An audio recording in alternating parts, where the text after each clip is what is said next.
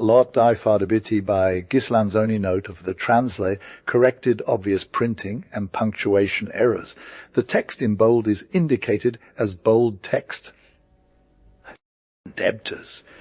The sentence is paradoxical, but I hold firm that within 10 years the species of creditors will have ceased to exist, and there will be no debtors left in the world. A divine intuition radiates from the spirit of the dying reed into the future. I foresee the great epoch of universal woe. Squares are piled up. From those piles, human faces emerge, wrinkled and deformed scoundrels, spectacles on noses, enormous mouths of usurers grinding their teeth. Do you know what those piles are? Millions upon millions of protest notes from humana to public debt, ledgers, municipal loan forms, railway and canal share books of coffee shop owners, and tailor's notes of wig makers and fashion designers. Someone set fire to those piles. See the horrible flames. Hear the ferocious cries. Cover your eyes. Plug your ears. It's credit burning. It's the last creditors disappearing from the face of the earth. Meanwhile, while waiting for the times, Ghislanzoni maturino let us see, O Puffist brothers, how we may avert as much as possible the present calamities. This little book, which could aptly be titled The Golden Book, as it teaches the extraction of this precious mineral from the hard silica that is modern credit, will undoubtedly receive universal favor and ensure my name is forever remembered by posterity. After that, dear Puffist readers, all I have left to do is invoke the genius of Puff and pray that he keeps you in his holy custody. Robomo Puffista, Chapter 1, General Maxims. To understand without wasting words, first we must adopt a term that accurately represents that singularly fortunate character, enhanced by nature and completed by science and social practice, who proposes to spend his life at the expense of public and private credit. My surname can serve this purpose: the man who intends to live for debt, who feels called to this sublime mission of regenerating humanity through the system of involuntary taxes, should be called a Puffist. By naming this great and noble specialty of the human race, which is about to cease being a specialty and become an imposing majority, I am certain I will recommend myself to eternal fame. I have, without realizing it, expressed a grand concept that demands immediate explanation to ensure it's understood by less acute minds. And I said that the Puffist is called to regenerate humanity through the system of involuntary taxes. It's not necessary for me to point out how horrible, absurd, and contrary to nature intentions it is to force a man to pay the right to exist with the most base metals, gold, silver, copper coins.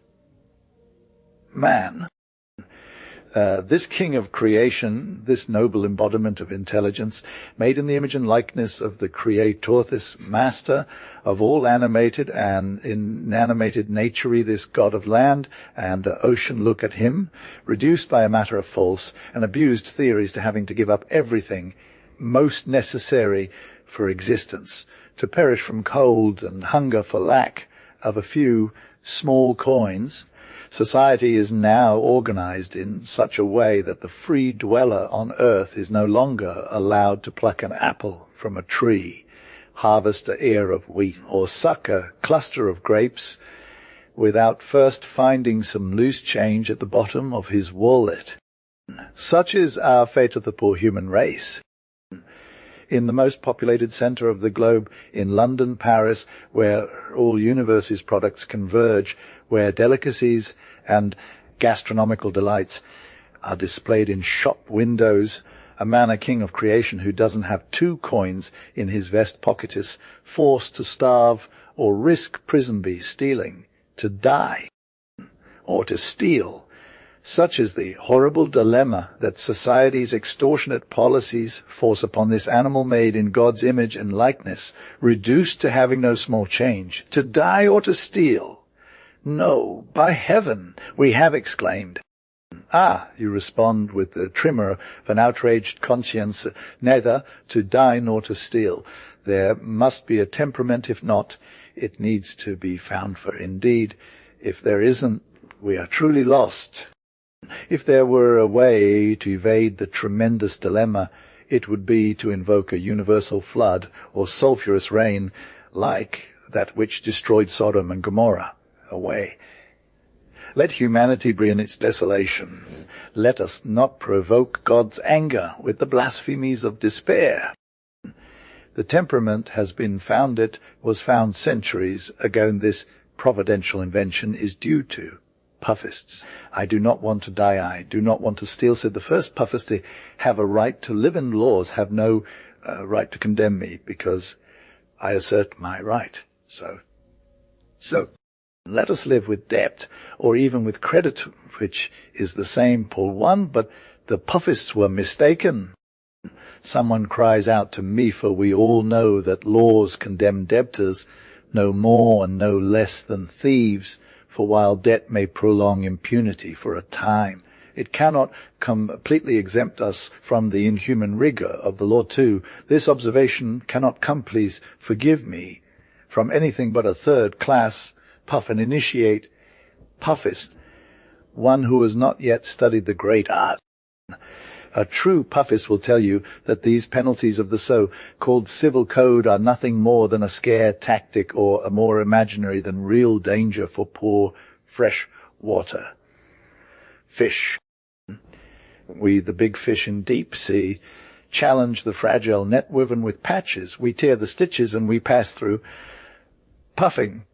Hold this maxim: only a few idiots go to prison for debts who embarked on a career without learning the basics of the art. But that will be discussed later, and we shall not lack notable examples to support our theories. Chapter I. Of the natural dispositions of the puffist. It is not enough to want to be a poet, and thus one cannot become a puffist who lacks suitable natural dispositions for their high mission. With this statement, I do not intend to discourage those less favored by nature. When we speak of poet or puffist, we refer to the elevated types of these two species. We know that with study and practice, many individuals of mediocre talent produce good verses and even significant depths. But to become a first-class puffist, a high society puffist, a world-renowned puffist, extraordinary qualities are required, and we will briefly mention them. A first-class puffist usually comes from a wealthy family. If this family is not only wealthy but also honest, it is even better for him. The good reputation of his relatives can facilitate the success of his early puffist ventures. A certain personal charm can be advantageous. It benefits to have an elevated stature when combined with a certain roundness of form. Normally, tall and gaunt men inspire less confidence than those who are stocky and well proportioned.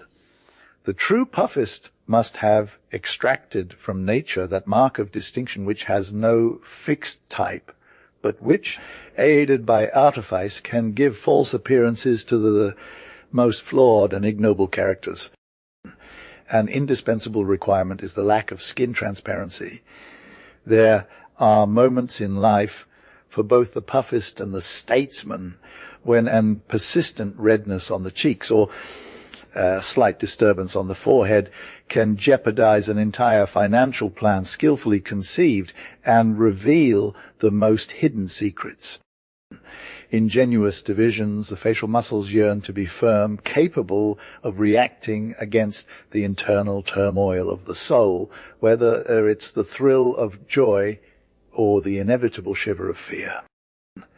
To conclude with a mention of physical attributes, we say that a loose tongue, an elastic body, and slender legs are equally favorable conditions for someone aspiring to great achievement. Regarding spiritual qualities, it goes without saying that without a rich endowment of intelligence, one cannot aspire to a sublime go, although, as we will see later in a second or third class puffist, the deficiency of spirit can be compensated by an extremely acute instinct for trickery. The great puffist, the first class puffist, must at once be a great mathematician and a great poet. The poetic genius inspires him with sublime concepts, while the mathematical genius provides him with strategic means to translate them into action and bring them to completion. It is an intuitive gift that guides the predestined ones onto the field of exploration, a credit without foundation. It's an intuitive gift that shows us vital sources from which we can quench our thirst for others, for benefits, without danger or remorse. Poetry senses far away the groove of citrus trees. We rush there with joy, stretching out our hands to grasp the fruit. Once we hold a lemon in our hand, mathematics suggests the mechanisms to extract its maximum juice. Let my remaining creditors not take offense if I compare them to lemons. After ananas and cedar, no nobler fruit grows on the surface of the earth. Poetic genius alone cannot create the perfect puffist where mathematical talent does not support it. There will be sublime conceptions and extremely high intentions, but never secure results. The biographies of many poets bear witness to this. Homer would not have died of hunger if he had coupled his grand pufistic concepts with positive talent and patience to realize them. Dante, the divine Dante, with all his goodwill to puff the world, only became a mediocre puffist because he was proud, disdainful, impatient, and never managed to bring his inspirations to fruition in financial terms. Dante, due to a lack of practical sense, could not even extract a coin from his own party members, and it pains us to think that this imaginative mind did not find another way to avenge himself against other than sending them alive to the depths of hell. How much more solemn, dreadful, and deserving of fame would have been the vendettas of the divine poet if, besides anathematizing his political opponents with his witty poems, he had also puffed them. But this talent for puffing an elevated idea, for puffing inspired by a party spirit, for puffing in honor and advancement of letters, to the benefit of politics and arts, to the greater glory of the homeland, in the interest of freedom and democracy, for the redemption of all humanity, let us give credit where its due this talent is our own age. Poets, here is the translation of the text, preserving the name Ghislanzoni. Ancient thinkers under this aspect, pale in comparison to us, rare indeed are the men who, throughout centuries, possessed in equal measure these two qualities, creative spirit and the talent for calculation. Today imagination and speculation have joined hands. No one can be great in literature or arts without combining a vivid and strong imagination with the most positive mathematical genius. Yet poets and writers who are not equally skilled puffers are rare. Where poets include those passionate spirit who express their ardent in declamationism in delicate elegies, while they calculate on the credulity of believers to reduce them to the condition of creditors, one can understand why the art of puffing has reached such prodigious development in our times. To conclude with the moral qualities of the puffer, here is a psychological sketch of their character: an imaginative and watchful mind, fertility of conceptions and prudence in actions, extreme daringness and great caution, tenacity of purpose and freedom of means. Phrenology has not failed to examine the skulls of individuals who lived in the highest regions of puffing. In all these skulls, the organs of acquisitiveness, imagination, calculation, and even What is surprising, the organs of prodigality and philanthropy were remarkably developed.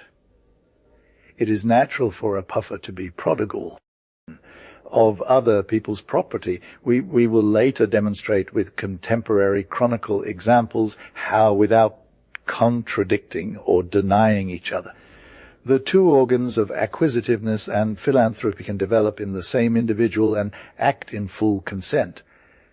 The puffist, in relation to society, is a pump that sucks up stagnant waters to project them onto barren fields to produce vegetation.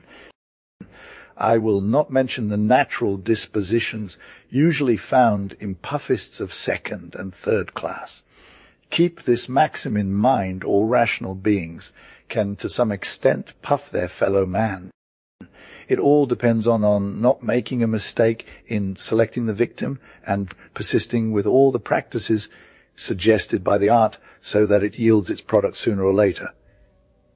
Chapter I. The victim. What does one mean by victim in the language of puffism? The victim is an individual or collective entity destined to represent, in a puffistic contract, the passive part, the part that will later grant him the noble title of creditor.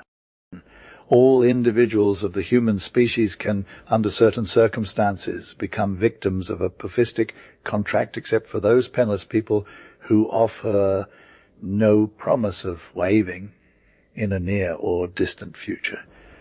The great puffist, the first-class puffist, cannot humiliate his vast talent by selecting an individual victim.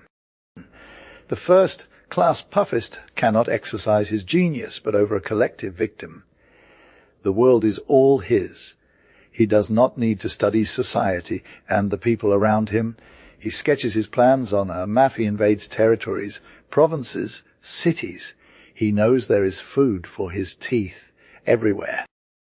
Similar to a vulture, he plunges from cloudy regions. His instinct guides him. He says the earth is populated by sheep, and where there are sheep, there's wool to shear, ribs to fry. The victim of the first-class con man can only be a collective entity. No wonder I told you this swindler descends from cloudy regions. When a first-class con man starts his mission in a town, it's very difficult for anyone to say which door he entered by or when he took up residence. He's a Russian, an English lord, an ex-peer of France, a secretary to the Bey of Tunis, a knight of Guadeloupe. Where does he come from? What brings him here? It doesn't matter. It's precisely his unknown, mysterious nature that must form the foundation of this grand edifice. Look at those ecstatic and dumbfounded faces, those gaping mouths, those bewildered eyes. They're the blooming victims. Wait. In a week, in a month, you'll give me news about your unknown person, so that you can form an idea of a first-class con man. See how he can mystify an entire population in a day. Let me remind you of a story that took place in Como about 40 years ago, tale many won't have forgotten, especially those who had the good fortune to play the part of victims. In September 1836, around noon, a dapper young man dressed in odd attire emerged from the Hotel dell'Angelo with the bearing of a noble, and spirited colt eager to dash off at a gallop. Was tall, almost athletic in build, with a ruddy face, the brown of his hair, the fire in his gaze, the fullness of his cheeks, and the roundness of his figure suggested a pure, blooded southerner. It had been agreed that this eccentric gentleman dressed in a green peacock patterned overcoat should be called the Englishman, our con man. Let's quickly refer to him by his most fitting title, was content to be called English, with the best manners in the world. At that time, all Englishmen were considered millionaires, just as Russians later were.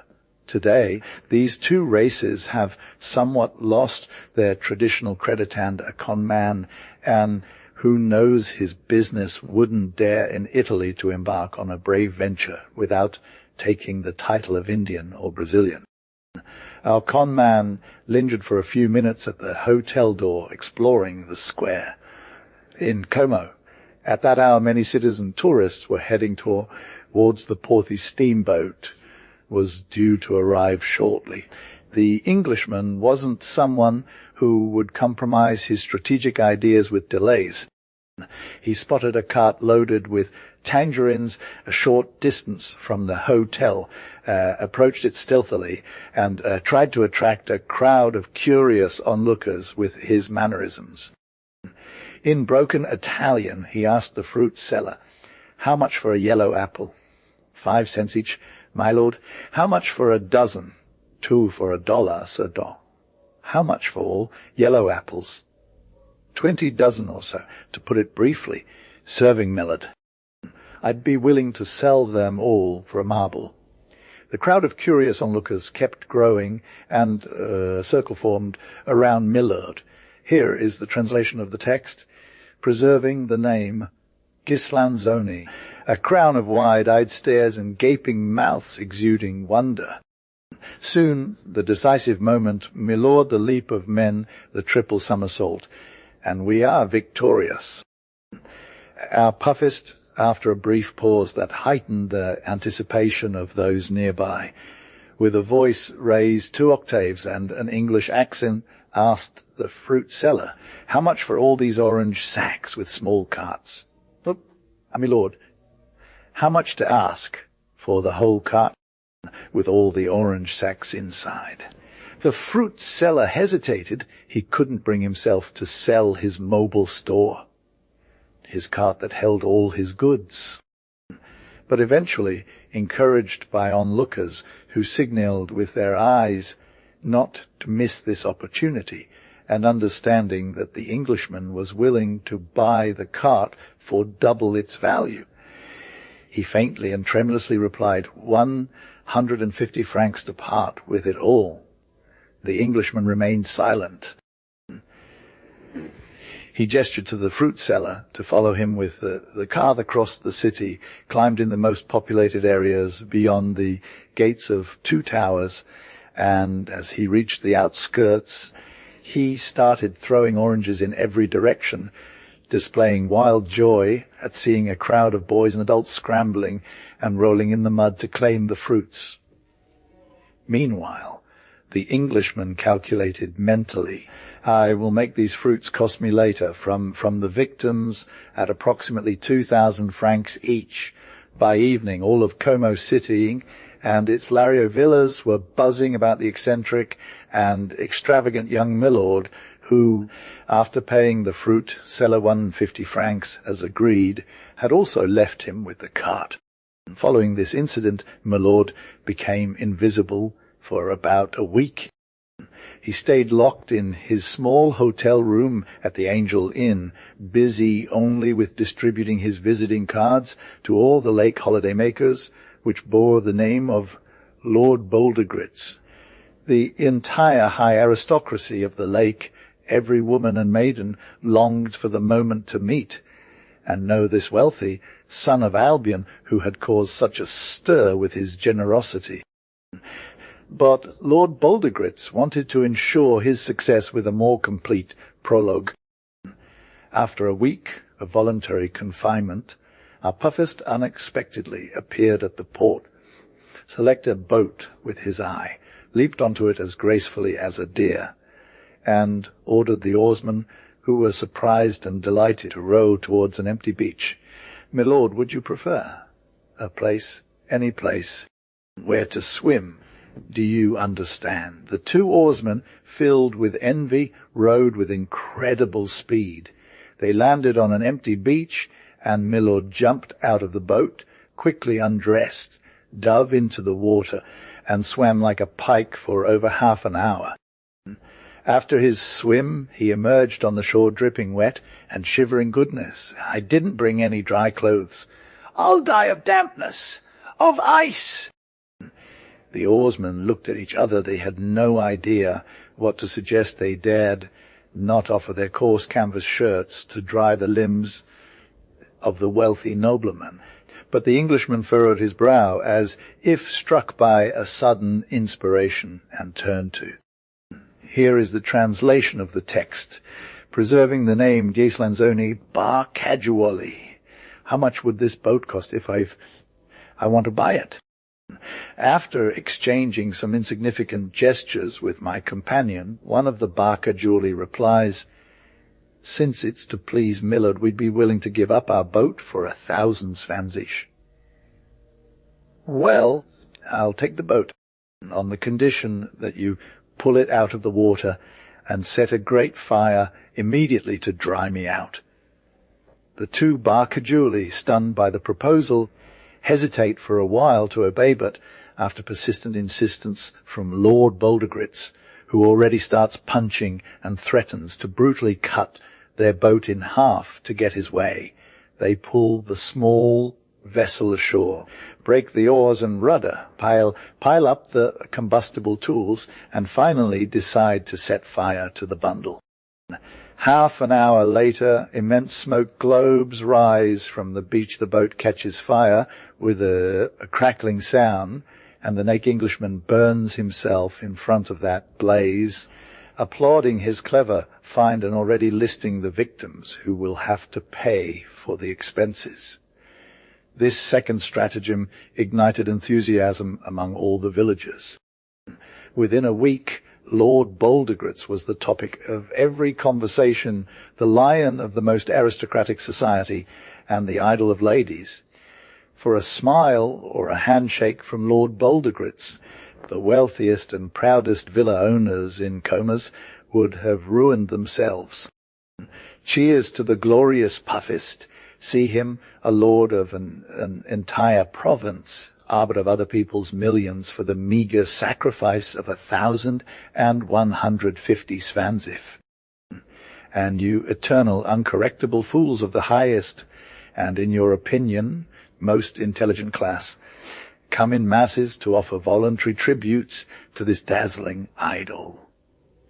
The bankers of Lord Boldgritz are late, hurry up. Offer him a small 30,000 lire note so that he doesn't stay Lord Boldgritz short on change. Lord Boldgritz has lost an enormous sum on his word. To you good children of St. Ambrose, before the 24 hours pass, think about providing him with what he needs to fulfill his honourable commitments. Boldgritz will give you a negotiable note payable anywhere at arm's length, and in the meantime he will send secret accounts to your wife. And even if you prefer, marry your daughter next month that never comes. How the story of Lord Boldgritz ended is easy to imagine for anyone with a moderately developed puffist spirit. Lord Boldgritz, after his stay at the villa, was taken to Milan among the ovations and celebrations of his millionaires. Guest she remained in the city of St. Ambrose until December disappeared. On the night of St. Stephen, after securing with his last puff a first-row seat to watch the solemn inauguration of La Scala Theatre, he left during the second act of the opera. For unexplored regions, 2 months later, it was said in Milan that Lord Boldgritz had puffed away to his numerous admirers a total of 200,000 lire. It hasn't yet been said if he has paid the interests on that substantial capital up to now. I've given you an example of a collective victim.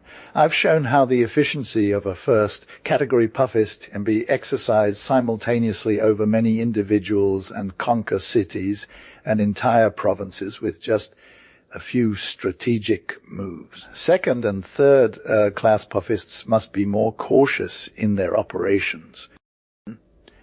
It's granted that the first ones can attack simultaneously 4 or 5 individuals, but at the decisive moment, at the peak of the struggle, I advise them to want to imitate the successful stratagem of that last Horace, who, left alone to fight the 3 Curian opponents, found a way, by moving from one to another, to defeat them all. The third-class puffist, the one called upon to represent the moderate faction of the species, must aim for only one individual and concentrate all his mental faculties on that person, direct all his will's efforts towards them. For the timid, the prudent who are content with small triumphs, we will provide some infallible guidelines for selecting the victim, while also indicating the most suitable methods to seize them and derive the best possible advantage. As mentioned earlier, every individual of the human species not belonging to the category of do-nothing people can become a victim of puffing. To this end, I will present some general maxims that may seem paradoxical to some, those less versed in the great science. The greedy are more easily puffed than the prodigal. The oblivion of this principle often leads to cruel misunderstandings among inexperienced and poorly advised puffists. This phenomenon is easy to explain. Rarely does the prodigal find himself in possession of superfluous money, and when he does, he is never master of his treasures, as his liberal instincts lead him to carelessly exchange them for feasting and pleasures. You don't have time to discover his riches. Devise your attack plan before the prodigal finds himself dry, needing to puff instead of being in a position to be puffed. The opposite occurs with the greedy. He accumulates and caresses his treasures in contemplating his wealth, and multiplying it lies the secret of his happiness. When you set out to mine this treasure, you are certain it contains gold. This is a positive fact on which you can rely. What matters if the chest is locked with double bolts, or the gold is sunk in a fortress of iron? The same instinct of greed that led the greedy to amass and bury so many riches will provide you with the key to unlock his chest. Become greedy with the greedy, and that their treasures will be yours. I will tell you a short story on this subject. It will serve better than any argument to prove the truth of the sentence I have presented. In 1849, I was in Paris, where I practiced my great art over an extensive field. Towards the end of March, an old university colleague, a third-class puffist, but endowed for small skirmishes with an infallible discernment and a tenacity of purpose worthy of greater fortunes, came to visit me. This poor friend presented himself at the H2 Tel des AA Strangers, where I was staying in rather humble attire. He told me he had consumed behind a skirt a patrimony of 8,000 francs earned in Lyon through his small puffing industries. He asked me for 5 lire, promising to repay me on one of the upcoming Sundays. I ordered the hotel boy to give the friend that atom of coin. Here is the translation of the text, preserving the name Ghislanzoni little by little. And then, shaking his hand, I asked him what intentions he had in going to Paris. To continue my small trade, he replied with a smile. We understand the trade in those little puffs. And you, joker, you wanted to start with me. From my first master. From the man to whom I owe those initial notions. With those clothes on, that drooping reading coat, and those mountain boots, you won't accomplish anything in Paris. I've told you several times that the first link in the endless chain of puffs should be forged in a tailor's workshop. So think about dressing better, or rather, listen. Joker, let's think about it. I'm also willing to make some small sacrifices for a brother. The clothes cost me nothing. The tailors from their majesties, the Austrian emperors, and the great Mogul have provided me with my wardrobe at a price of affection. Do you want to take advantage of that complete evening suit that begged for honors in my antechamber this morning? An evening suit? He replied with a sardonic expression, my little puff maker. But do you think so? These aren't the instruments for my trade. I work much better in my drooping reading coat and my big boots. I felt humiliated by his response and that mocking demeanor, and I urged him to explain with my gaze. "You must know," he answered, sensing my curiosity. "You must understand that I've already found my victim in Paris." My little victim, a very old Romagna usurer, who, after serving the Pope's government for 22 years as a prison guard, and then as a jailer in Ancona, was able to put together his savings to create a capital of about 14 zārens a lyre. You can imagine how stingy and despicable he is. For almost 20 years he has worn a reddish cylinder that he claims he inherited from his uncle. His waistcoat is shaven like a cannon's chin, dirty, and drooping like an old spider web fallen from the chimney. You cannot believe how devastated I was the other day as I had to present myself to him in this reading coat, which appears so modest in your eyes. I had to tell him countless stories and tales to prevent my luxury from overshadowing him. Remembering your lessons, I know that the secret of my success lies in competing with in baseness and sordidness, my excellent and worthy student. But let's hear what you've done and what you plan to do. The other day, for example, I invited him to lunch. A bad idea. A miser likes to take advantage of others' lunches, but at the same time he holds them in extreme contempt. For every bite he takes, he can't help but think this imbecile is wasting my day's worth of food. Can one be any more beastly? To feed another person. I knew that my Roman would have this thought, but I had a plan in mind. I wanted to give him a lunch that would surprise him with my economic talents. Joker! Let's hear it a little bit. Here is the English translation preserving the name Ghislanzoni at a small restaurant in the neighborhood of the Fontaine Molière, a very famous restaurant in Paris, where one can have a lunch for 16 francs. You surely don't know that place. I've been there a few times on the driest days, but I don't remember. My Romagnol was amazed that in a city like Paris, one could have a lunch with 2 dishes, soup, a small garden, a glass of wine or a bottle of beer, and bread at will for only 16 francs. He was particularly struck by the bread at will. You see, I told him as I sat down at the table, when I indulge in one of these luxurious lunches, I never forget to wear my great redingot with 14 sacks. I never leave the restaurant without taking home a provision of bread that will last me all week. That way, this lunch, which has a nominal value of 16 francs, only costs me 16 cents. My Romagnol, on hearing this, opened his mouth wide like an hippopotamus. From that gaping maw, I saw surprise and admiration oozing out. Later, while eating, we began to discuss the various restaurants in Paris where one could get a good lunch at the best prices. I promised to take him the next day to a gargote where, for 16 francs, we would eat heartily, both of us. At this announcement, my companion turned pale with emotion. He reached out his hand as he had never done before, and with tears in his eyes, like someone violently reacting against their own nature. Good friend, he said, you will allow. You won't do me the wrong tomorrow. Just like that, I invite you to lunch at the restaurant that you have named on condition, as you said, that the expense does not exceed 8 francs.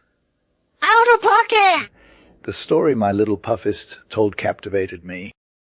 I would never have imagined that in Paris there were gargotes so economical, offering a lunch for 8 francs. I already began to understand my poor student's strategic plan, but still wanting to be fully informed, I asked him to continue his tale.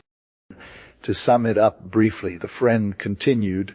The next day, around 4 o'clock, I went with my splendid host to the Gargot du Chat, Gris on Rue des Mathrins. We descended about 10 steps. We found ourselves in a dark room, cluttered with small tables awaiting diners.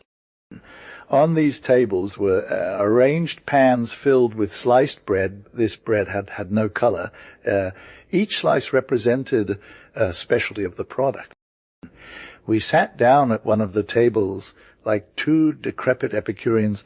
My Romagnol pointed out that the room was quite decent, that from faraway casseroles exuded a delicious aroma, and finally, everything was perfect in the best possible restaurant. Meanwhile, other diners were arriving. The owner of the Gargot went around complimenting his customers, paying particular attention to some individuals of the most voracious species, who, judging by their look, threatened to swallow the serving spoons and forks made of tin at a single gulp as an appetizer. When all the seats were filled, the head waiter announced Ghislanzoni. A vast broth cauldron was carried to the center of the room. The regulars of the Gargots gathered around it with their soup bowls, and a woman in her 60s, perched on a chair, initiated the solemn distribution of broth. This distribution followed a distinctly Parisian system.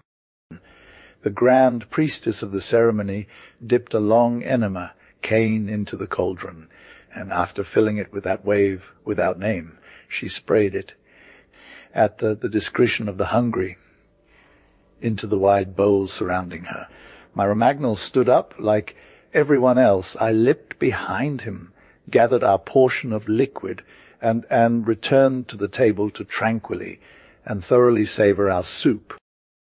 After that meal, a greasy, salty fritter of dark hue was servida, tribute from the noblest viscera of the entire animal kingdom. That fritter was abundant, which is why my Romagnol deemed it excellent. During that meal, intimacy and mutual confidences began. My friend revealed his small secrets to me, some of which I already knew. We discussed his plans. He asked for my advice. It was the opening I had been waiting for.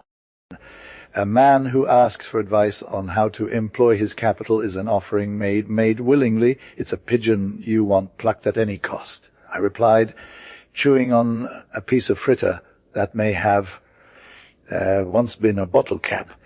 The advice I can give you is not to engage in any speculation in this damned country unless you are absolutely certain that within a month every single coin of yours will multiply according to the proportions I am about to describe.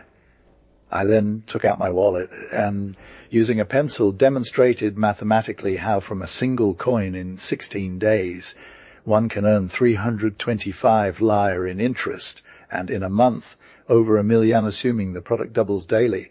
My man was stunned by the logic of my calculations. He stared at the numbers with the eye of a basilisk. His neck had lengthened by 2 spans. Despite the intense tension of every limb and sense, my Romagnol could not fathom it. I had to explain my money system to him using physical examples. "Look," I said, "this is a cent. If within 24 hours you can double it, tomorrow this will necessarily be worth 2. Well, just as you doubled 1 with the same ease, you'll find that tomorrow 2 doubles as well. You have 4 cents, which the next day becomes 8, then 16, then 32, then 64, and so on. Try to advance using this method, and at the end of 2 years, your coin will have produced a figure in millions that would embarrass all human calculations." I cannot describe the effect of my plan. Pafistic, all you need to know is that after paying for that lavish lunch, my Romagnol found himself richer than he had ever imagined. Translation: 8 silver coins for each one. He also forced me to accept a 5-cent coffee. That man is mine. He won't leave me alone. Yesterday morning he came to wake me up at 5 o'clock. He wanted to show me part of his capital, a wallet containing 12,000 francs in bank notes and a leather belt lined with double Napoleons. 2 more days. And if the devil doesn't stick its tail in, the victim will spontaneously review their assets in the hands of your humble and unworthy student, your little puffer. This story about my friend amused me endlessly, and have never stopped applauding myself for having contributed with my 5 franc obol to facilitating his successful execution of that delightful puffing stroke. 2 weeks later, my little pupil had become a partner and administrator of the frugal Romagnol, who, after confiding all his wealth to him, sent him off to the Antilles to promptly begin cultivating Caf Sacrai. My little pupil managed to persuade his victim that by soaking common coffee seeds for 24 hours in a molasses infusion, those seeds would produce perfectly sweetened coffee suitable for consumption without sugar. The Romagnol is still waiting for dispatches from the Antilles announcing the initial results of this grand, if not imaginative, speculation. Chapter if the sensitive string, everything hinges on finding the sensitive string. The puff is like love. Do you want to be loved by a woman?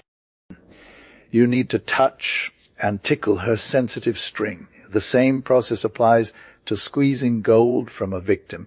The anecdote I reported earlier explains part of the wonderful secret. The Romagnol's sensitive string was Avarice, and my little pupil, pretending to be greedy himself, achieved his noble goal. Study your victim's inclinations and passions closely, and above all, always keep in mind that vanity is the primary element of human character. From this physiological truth necessarily follows that flattery wants to be considered one of the most effective and powerful aids for a successful start and conclusion to a puffing operation. In Florence, years ago, I planted a splendid puff on a rich banker who had the weakness of believing himself a poet. Nothing more unbearable than his verses. He would improvise compulsory rhyme, sonnets, and once he launched into the career, there was no stopping him. That man was the terror of circles when he opened his scrap of paper to read his interminable drivel, when, claiming to be inspired, he demanded rhymes emphatically. A vacuum formed around him, and the unfortunate ones forced to listen to him contorted themselves in their chairs like cats during an impending storm. Well, I had the courage to stay up alone with him for several nights, as proposings and rhymes to him and listening to his narcotizing oddities. That man adorated me in no time. When he recited his verses, I would open my eyes wide enough to give the dead goosebumps. I would wipe my brow every so often. I was crying, sighing, jumping up and down from my chair, pacing through the room like a madman. This play lasted from 6 in the evening until 4 in the morning. The banker was exhausted from the lengthy recitation. From my side, I insisted he indulge me with one last sonnet. No, it's impossible. My muse has dried up. The muses have left me, replied the banker, gazing at the rhymes with a muddled, sleepy eye. Why? You've been tired since early this evening, I said, taking out my pocket watch. It's just after lunch, 4 in the morning, exclaimed the banker innocently, after consulting his glittering golden cylinder studded with diamonds. For 4 in the morning, I shouted, standing up with a look of profound disappointment. Is this really how I've fallen? Banker, my heart told me that one day or another, thanks to your verses, I might do something foolish. You see, it's about... Well, about what? Anxiously inquired my startled companion. Is it about... Don't worry, Mr. Poet." I reply to the calm and the pleasure your verses have given me. The emotions of this sweet and too short evening are worth the sacrifice of 10,000 francs. What are 10,000 francs to an equal like me? A trifle, a mere nothing. Besides, it's not lost. But, sir, if you believe I can, don't trouble yourself, banker. I continued, don't worry about this incident. It was a friend, you know, Lord Midleton, to whom 2 evenings ago I lent a small through gambling. I have never met a luckier loser than Lord Midleton, to such an extent that in just a few weeks of staying in Florence he has ruined himself. This evening at 11 he was supposed to leave for London and had asked me to come by to collect my small sum. Let me tell you, right now that money wouldn't be a burden. My correspondent in Brussels is late, and this is the first time, to help a friend, I find myself embarrassed. It's likely, in fact very probable, that Lord Midleton has sent someone to transfer the amount to me. Tomorrow morning I'll look into it, and if these investigations prove fruitless, added my victim with the solemn accent of a wealthy banker, I trust you won't forget that there exists in Florence an exceptional poet whose chest always contains a reserve of 500,000 francs to honor bank engagements and help friends. I hope this isn't necessary. I replied, but if Lord Midleton has forgotten me, I'll make sure not to turn to anyone but you. But be warned, I'm more demanding than you might think. I would never accept your generous loan unless you agree to print your immortal poem on the migration of souls, which I consider a masterpiece. Here is the English translation of the text, preserving the name the Ghislanzoni, exit from the human brain. The banker smiled like a fool, and extending his hand to me in a voice stifled with bliss, he said, "Do not tempt me. Do not force your impossible demands on me. I can perfectly entrust several million lire to a gentleman of your stature, but throw my pearls into the mud. Never! There are only 2 men in this age who can understand my transmigration. Those 2 men are you and I." The next morning, around 4 o'clock, I wrote a letter to the banker explaining that I was very willing to accept 10,000 francs as a loan, but at the same time I insisted on the publication of the poem. The banker promptly sent me the 10,000 francs in French bank notes, along with the manuscript of transmigration, which he dedicated to me with the epigraph, "To one of the two." Within 24 hours, I had migrated body and soul through unknown regions. It would be too long to narrate the great and numerous results I achieved by tickling the sensitive chord of various individuals. The examples I've mentioned in this and the previous chapter will demonstrate the importance and effectiveness of my method. Chapter V, of the puff. The first victim of the puffist who launched themselves into a brilliant career without encountering obstacles, without falling into the snares that usually ensnare the initial steps of all human pursuits, wishes to be the tailor. Once you have successfully puffed a tailor, once you've donned, without paying, a complete gentleman's outfit in fashion, there you are, master of the field. Suddenly lifted to the highest and most fortunate regions of puff, I anticipate your objections. You'll tell me that clothing isn't enough. You need accessories, that the tailor can't provide underwear, shoes, hats. Objections from a beginner. Is it perhaps stated that puffing the shoemaker and hat maker requires a particular system, one not to be used with the tailor? There is a God for puffists. On the contrary, I believe that when establishing the great immutable laws of universal order, God mainly considered the vast and complex entanglements that must arise within humanity due to puff.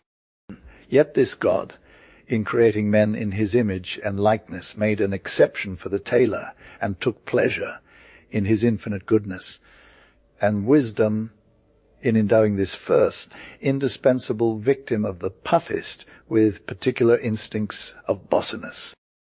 You'll find my definition paradoxical. The tailor is an animal created by God to be puffed by his own garments. Ah! Do you believe that the tailor will give you credit for your handsome eyes, your well-oiled and perfumed whiskers? You are mistaken.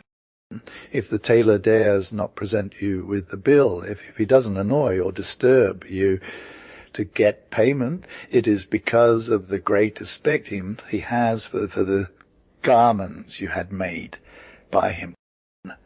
The more these garments are rich and expensive, the more they impose on your tailor. Here is the translation of the text, preserving the name Ghislanzoni. You didn't pay, you never will, who cares? The tailor, seeing you pass by with the overcoat he himself provided, won't be able to help but take off his hat and bow deeply. How well that overcoat suits him.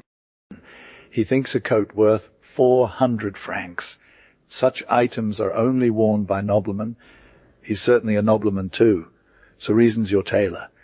On the day when the sleeves of your overcoat start to fray, when your pants lose their original freshness, be on your guard. The tailor, in turn, will begin to doubt, and if you don't prevent it, he'd be perfectly capable of presenting you with a bill. Never let things reach such an extreme. When the tailor stops smiling at you sweetly, when his bowing shows some strain and his eyes seem to accuse the shabbiness of your fabrics, there's no time to be lost. You must confront him, you must surprise him, ordering new garments that cost double, triple the amount of what you currently wear. On the day he dresses you, the tailor will regain his respect for you, and you won't have anything more to fear from him. Having struck down the first victim, the rest will fall easily into your hands.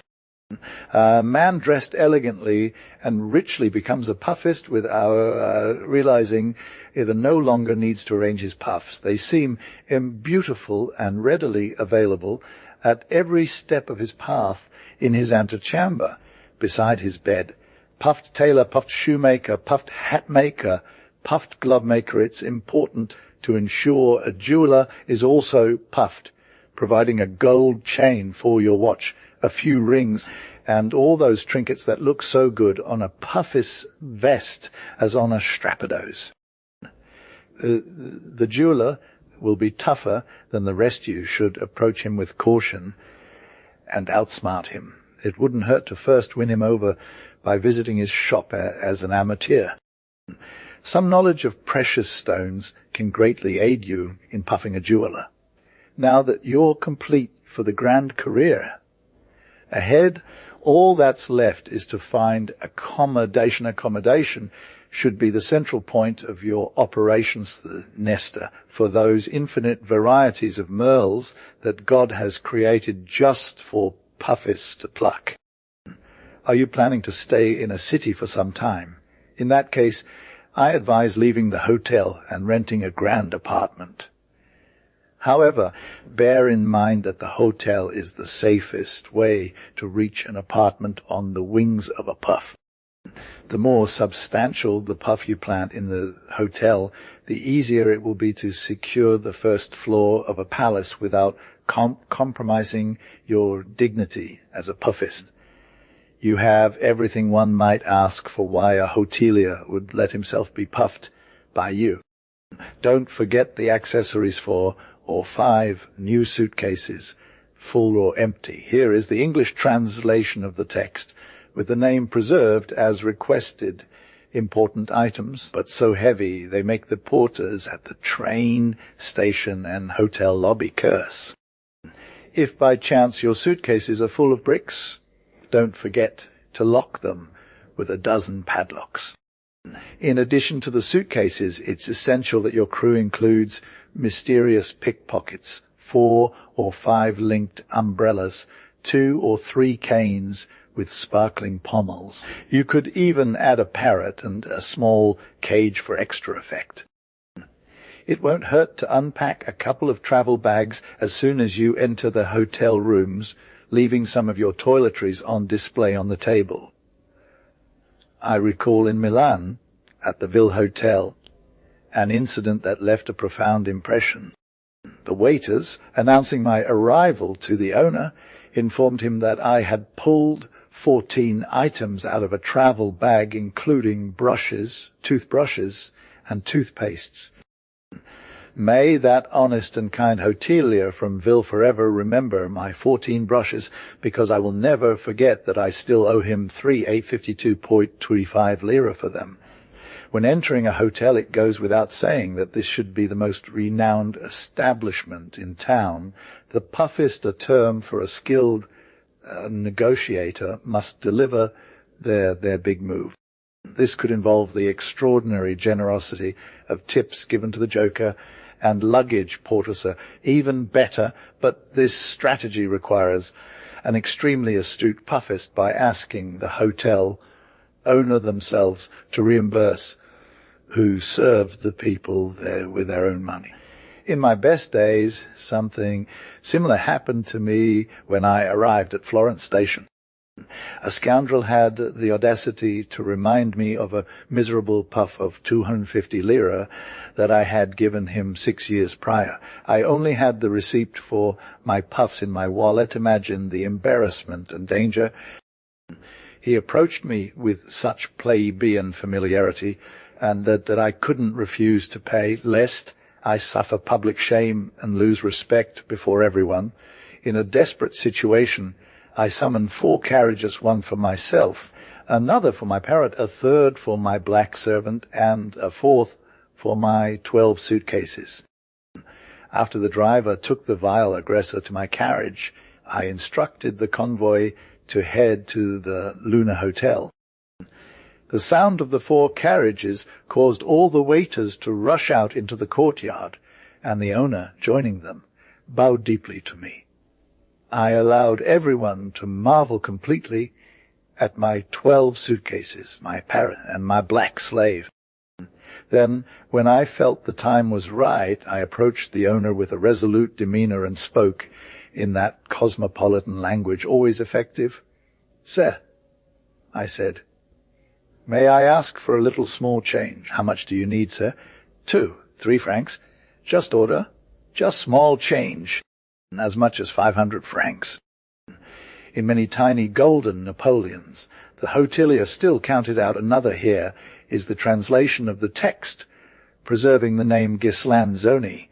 I packed my suitcases, cast a glance at my parrot and my servant, and when I turned to the drawer of the desk and came to me for the 25 gold coins, "No, good man," I told the rascal who was standing by my side to remind me of my puff, 200 francs and 50 for your good family that saved my life, and don't tell anyone if you don't want a beating. The assassin, seeing that gold, leaped with joy and ran away as if possessed. After that, I paid the jokers handsomely and, accompanied by my valets, ascended to the upper apartments.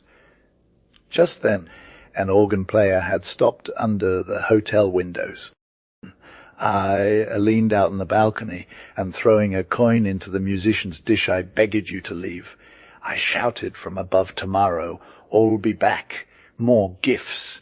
That poor musician, who perhaps hadn't collected a single coin that day, then thanked me with words and some gestures that people gathered in the street. And who is this? Who isn't? Where did he come from? In less than 4 hours, I became the subject of all conversations in Florence.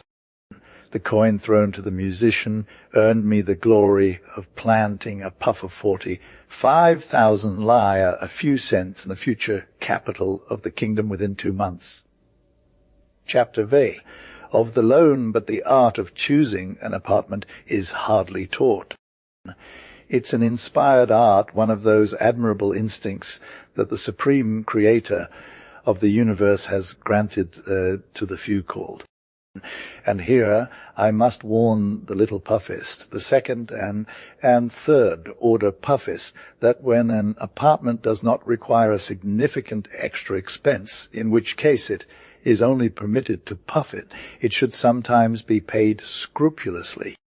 Paying the rent on time promptly is a financial measure of utmost importance for anyone who wants to puff with a secure cause.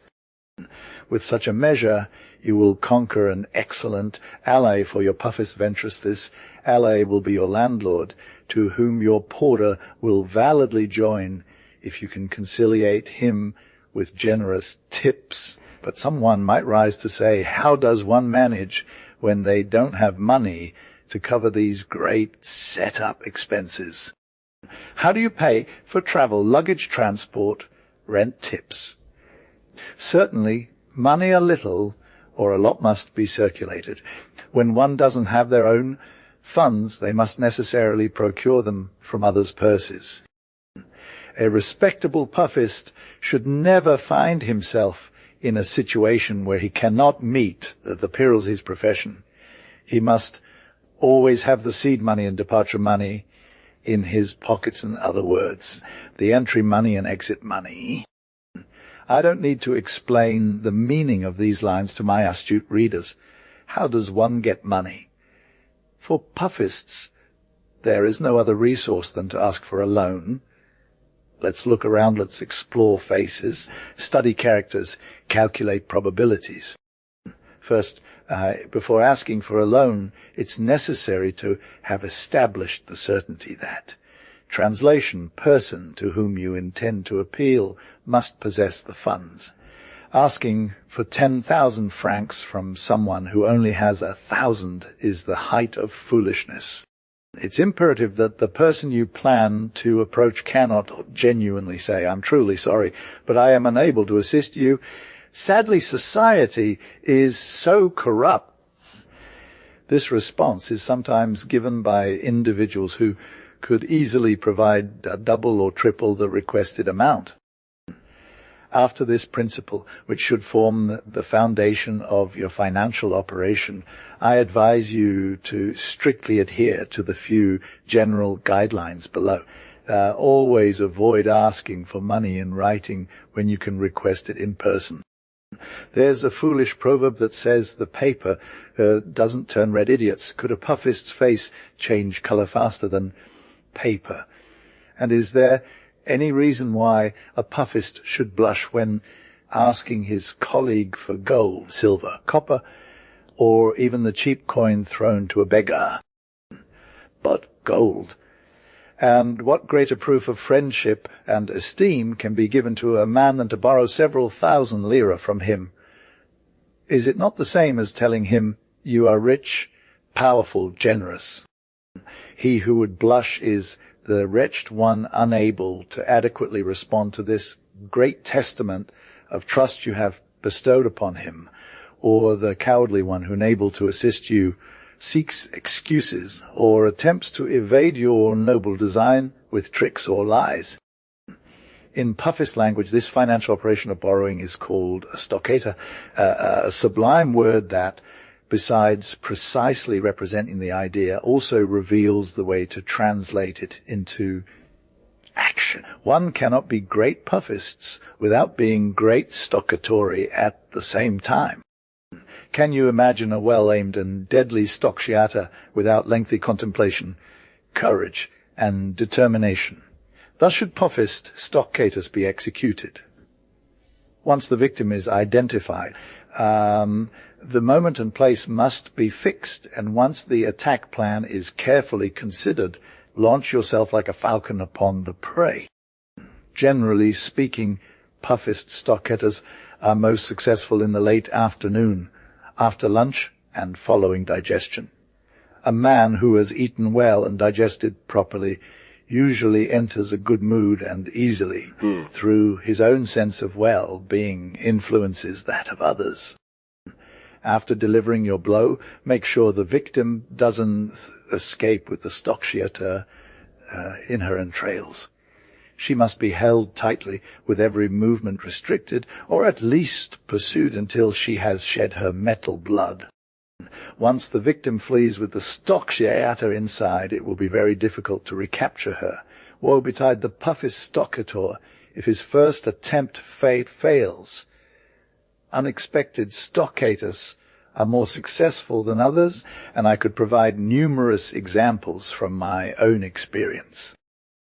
To conclude this chapter humorously, I will tell you of a brilliant and cunning surprise stroke executed in Marseille by a fourth-class puffist who, due to his talents, could have aimed for the highest ranks of the order if not for the indolence that had paralyzed his remarkable spirit. The witty puffist was named Napoleon and lived, as they say, from day to day, stroking friends and foes, acquaintances and strangers alike. For over 40 years he led this most blessed life, waking up each morning without knowing how he would have lunch or where he would sleep that night. His puffs never rose above the narrow needs of life. He puffed in penny increments. He puffed in coin dimes, and it didn't make him any less great. One day, Napoleon was strolling over Marseille's bridge, a short distance from a cafe where his compatriots usually gathered. Napoleon was Italian. The hour was growing late. There were no people in the cafe that our puffist could effectively stroke with his daily quip. What to do? Appetite sharpens, and so does ingenuity. Here comes a gentleman who had just disembarked from a steam ship. Napoleon sees him for the first time, doesn't know who he is or where he's from. It doesn't matter. He's a wealthy-looking man, someone who, stroked with grace, would undoubtedly provide his sprinkle. Napoleon steps forward, approaches his victim resolutely, and, gently touching his hat, launches into him with fervor. Listen a bit. Sir, this is a bet I'd like you to arbitrate. If someone, let's say me, needed at the moment $1 billion in cash, would it be possible, gathering all of Marseille's bankers' money, to put together such a sum? I believe so. The other man replies with a touch of hesitation, I believe it would take at least 5 or 6 days, and perhaps even. Let's not mince words. Napoleon interjects. Even if it were just 500 million francs in cash, it would be quite difficult to find. And what about 100 million? To be honest. All right. Let's make it even smaller. Napoleon presses. Just 5 francs. Would it be hard to find someone to hand them over immediately? 5 francs. The stranger exclaims with innocent wonder. But what miserly person wouldn't have 5 francs? And which unfortunate soul couldn't find 5 francs? Duh, you console me, Napoleon retorts, changing his tone. You bring me back from death to life. I just happen to need francs for lunch today, and since you're so kind as to offer them, I'll gladly accept your generosity and be infinitely grateful. Seeing himself cornered, and admiring the cleverness of the scheme, the stranger reaches into his vest pocket and pulls out a shiny 1 franc coin, letting it fall into the cunning puffist's hands. From that moment on, Napoleon, here is the translated text, became the inseparable companion of the stranger as long as he stayed in Marseille, and several times these 2 individuals, so strangely connected by a puffistic accident, were seen having lunch together at the Hotel des Empereurs. It goes without saying that my Napoleon never failed his noble character as a puffist, not even slightly taking on the cost of the lunch. Chapter V. Of creditors. That poet who wrote, "It is not credible how terrible the horrible sight of a creditor," must have belonged in the hierarchy of the puffistic kingdom to the lowest class. It is true, the sight of a creditor is not very pleasant. It's better to see a beautiful woman's figure, and even for those who enjoy uniforms, a Picenza soldier. But the great puffist, the first-class puffist, can never be startled by an encounter with a creditor, and in any case, even if such an encounter were to cause him some slight disturbance, he would know how to disguise it so as not to get compromised. Between a creditor and a debtor who see each other, the former's situation is 1,000 times more serious and disheartening than the latter's. If one could penetrate to the bottom of their hearts, they would read two entirely opposite votes, but no less terrifying. The creditor, upon seeing his debtor, is inevitably assailed by a cruel doubt. Who knows if this person will be able to pay me? On the other hand, the debtor, fully aware of his means and intentions, can say with complete certainty, I will never pay. Now, who dares claim that the first situation is not 1,000 times more tormenting than the second? Given this, let's briefly consider how a skilled puffist should behave towards a creditor. It goes without saying that the latter, representing the compromised individual, is forced to use all precautions and arts to avoid further compromise. He does not ignore that, in order to obtain and facilitate payment, it is not in his interest to annoy or in any way prejudice his debtor. A skilled puffist must never forget this favorable circumstance. Based on this consideration, I have always preferred the system of treating creditors with the harshest manners, even resorting to threats in case of a strong reaction. The less hope a creditor has of being repaid, the milder and more courteous he tends to be, fearing that using too energetic means, the debtor might retaliate by not paying. A man who has a debt to collect resembles, in a way, a lover. He needs to delude himself. He needs to believe that soon or late he will get his money. Is it not the same for a man hopelessly infatuated with some capricious and fickle beauty? The more she shows herself disdainful and cruel, the more humble and servile becomes the other. What would happen to him if that woman became so irritated as to take away his comfort of seeing her, talking her sometimes, and deluding himself with a hamas, a promise, or a half-smile? Small puffists succeed more than rude and threatening manners. They excel in witticisms and small surprises. Years ago in Milan, here is the translation of the text, preserving the name Ghislanzoni. The Cafe San Carlo, managed by the incomparable Baruto, was a hub for puffists, among whom was a young man named Mezzo Capo, renowned for his elegance and already celebrated in the realm of puff. It had been a year since Mr. Baruto had extended credit to this worthy and famous puffist. One day, reviewing his accounts, Baruto noticed that the amount owed by Mezzo Capo had exceeded his expectations, and so he sent a demand for payment. Mezzo Capo, however, was unfazed. He glanced at total debt with a mix of confidence and defiance and turned to the cafe owner with a protective smile. Just give me a moment. I've already thought about this. I'll be back in an instant. Saying that, he left the shop. After a brief absence, he returned and approached Baruto once more, holding a small package. No worries at all, exclaimed Baruto, assuming Mezzo Capo had brought the payment as requested. No, replied Mezzo Capo, prefer things to proceed smoothly. I need you to continue tracking my consumption for another year. But since I see this note is already lengthy, and you might need some more ink, I've taken care of it. He presented Baruto with a small tin containing 100 high-quality steel pens.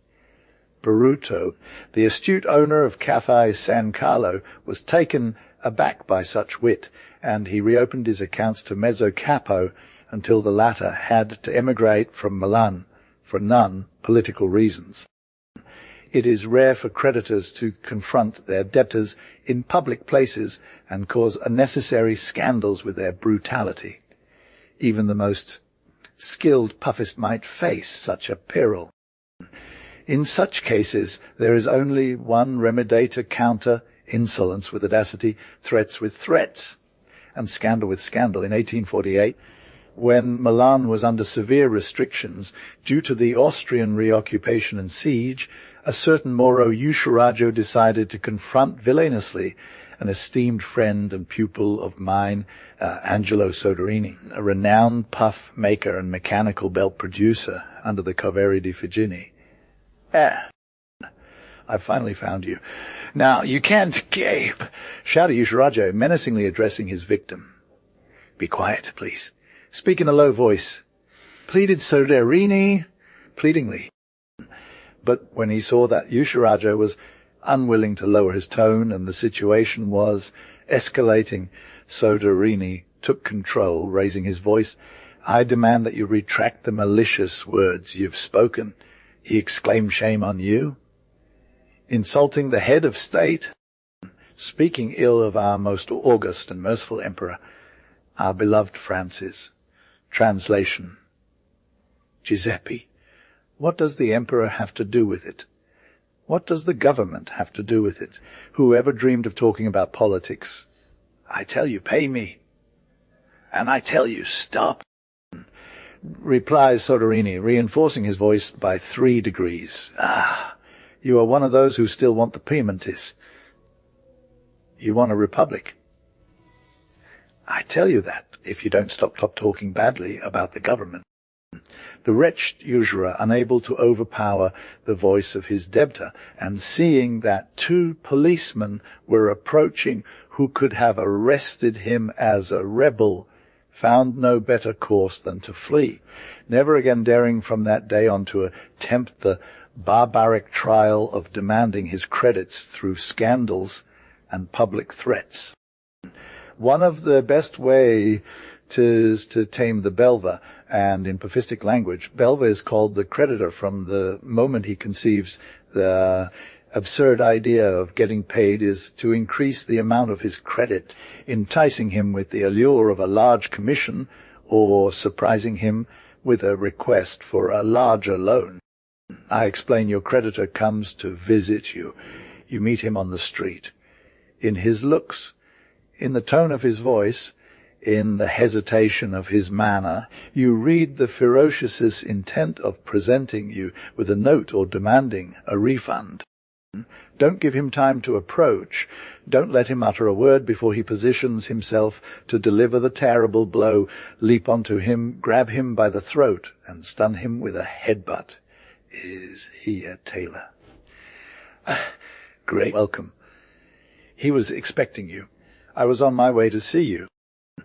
I need an overcoat to wear, 3 or 4 capricious pants, 12 and a half vest. Can I count on your promptness? And then there's a friend of mine, a baron, a marquis, a millionaire, that I'd like to recommend to you. Mind that he's a good payer. But sometimes, like all great lords, he makes you wait for the money. We others don't take out our wallets for trifles. So, we understand. Clear terms. Long friendship. And in the meantime, bring me the fabrics and serve me well. This method of surprising the creditor is guaranteed to work. If it's a creditor who has lent you money, all you have to do is ask him for 3 times the amount you owe him. People who lend their money to a puffist are almost always incredibly knave. I will tell you a little story that might seem incredible to you. I owed the miserable sum of 2,000 lira to a mean usurer pharmacist, to whom I had issued a promissory note. 4 or 5 days before the due date, the good man came to visit me one morning, intending to remind me of my obligation. You arrived just in time. I quickly told him with a sorrowful voice, was about to go see you to ask for a small favor. in 5 or 6 days. I have to pay 2,000 francs for a promissory note I accepted. Here is the translation of the text, preserving the name Ghislanzoni. They will pay 2 months for someone whose name I can't recall. I owe this amount, and I noticed the due date on my wallet, but despite thinking about it, I couldn't remember who gave me that money. Well, after a severe gambling loss, I find myself unprepared at the moment. And I assure you that if I can't fulfill my fixed-term commitment, I would die of shame. Imagine! Disgrace me. Losing credit over a mere 2,000 francs, a small matter for a knight of honor. Just listen.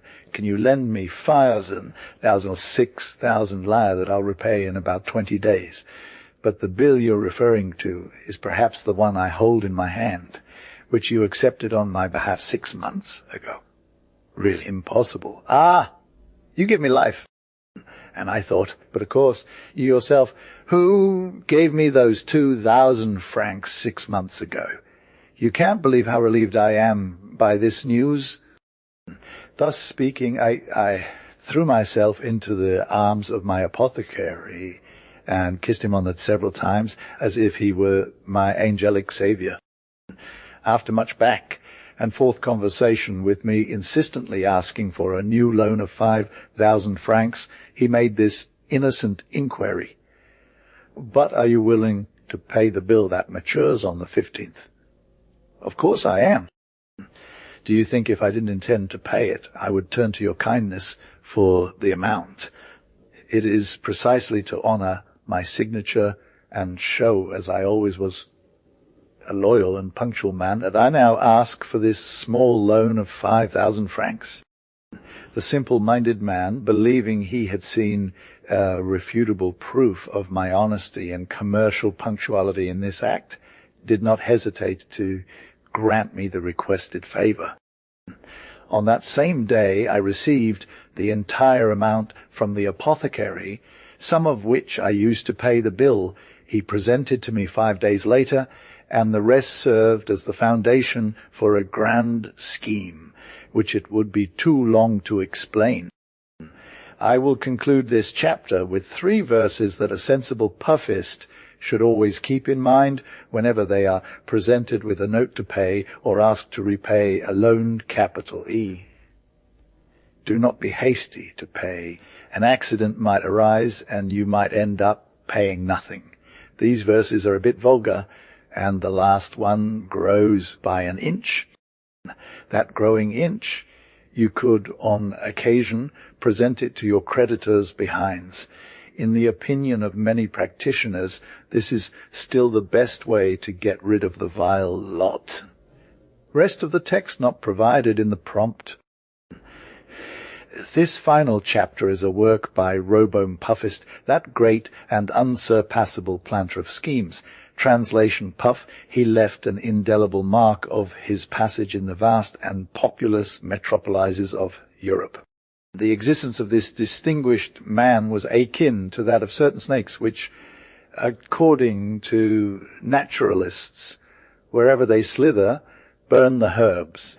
It is painful that this profound philosopher did not complete his book, snatched from him by an immature death in the hospital of the Fate Bean Fratelli monks. His last words are the end of a sweet and serene agonia, as it is for just men who have employed their existence worthily or are certain to leave an indelible memory for posterity, were these 2 stanzas. I lived puffing the next. Now, to die close by, I would like to puff the funeral. To the priest and the undertaker, genius of puff assist me. Of all my endeavors, this is the most difficult, puff the sanctuary. With these words on his lips, Robome Puffist died. As everyone can see, until the very last moments of life, this admirable man remained faithful to the holy cause of puff. He was buried without pomp in the silence of the night. His fellow believers only learned of his death when it was too late to pay him their due honors. If the brothers had been warned on time, we would have seen what is best in Milan in the high aristocracy of lineage, trade, industry, science, letters, and arts, accompanying the puffist comforter to his last resting place. Poor Robome, may your creditors be lenient. End note by Zeffirino Bindelow. In the most innocent country that prospers under the sun of civilization in Europe, the ignorant who read without understanding are countless.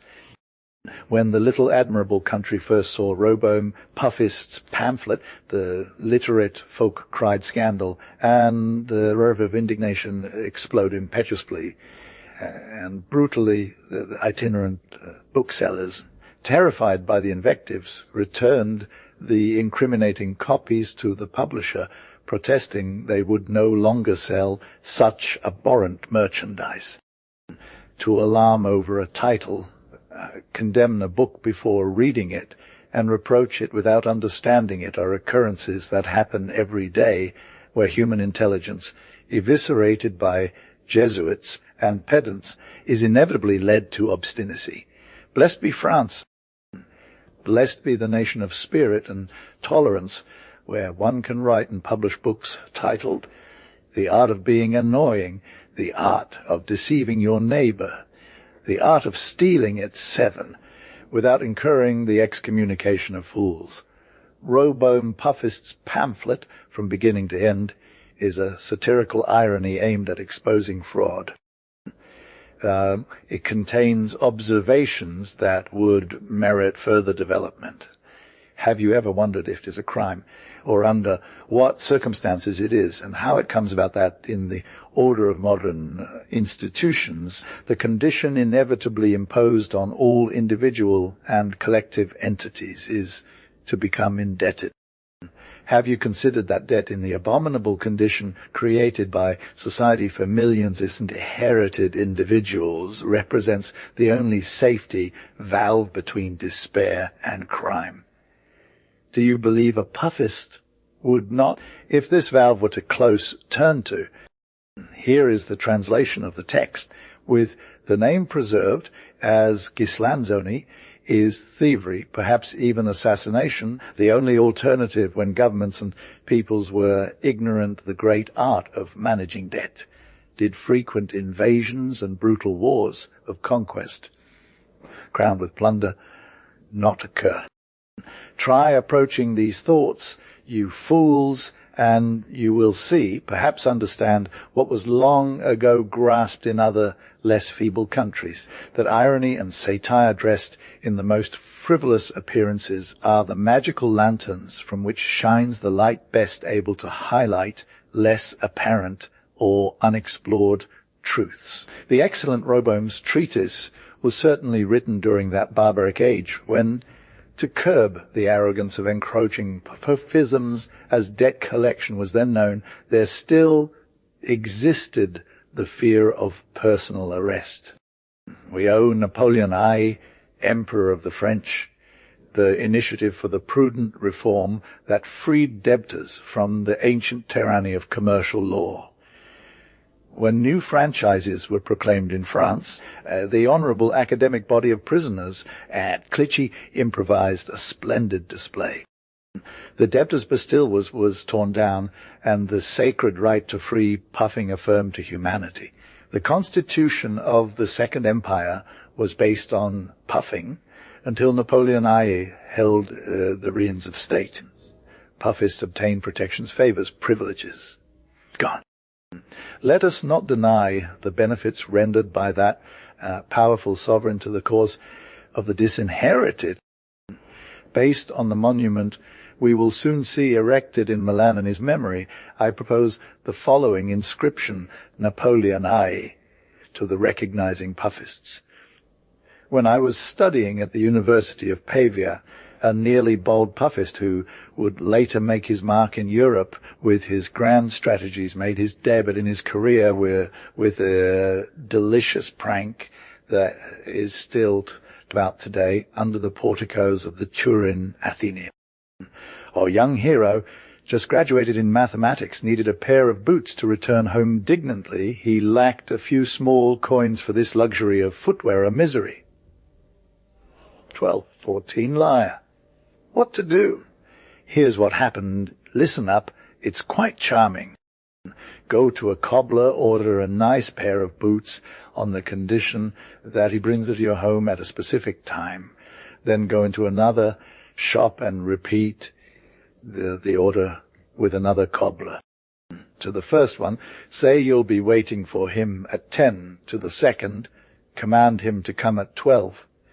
On the appointed day, at the stroke of 10, the first cobbler arrives with the boots. The student puts them on, praises the workmanship, appears entirely satisfied, but then, standing up and feigning a look of pain-see, "If I wasn't foolish," he exclaims, hitting his forehead, "when I had my measurements taken, I forgot to tell you that here. On my left foot, I have a nasty bunion. Listen, sonny, if you could take the boot back home and keep it in shape until tomorrow. Don't you think? Serve it up right away," responds the clueless Crispino. "Sit down. Give me your other foot. Does that one not hurt?" "Absolutely not. The footwear fits like a glove." "All the better." And the good man goes off with his left boot under his arm, promising to bring it back tomorrow at the same time. At midday, the other cobbler arrives. The student displays the same wrinkles and contortions as he tries on his boots, but this time the swelling isn't on his left foot.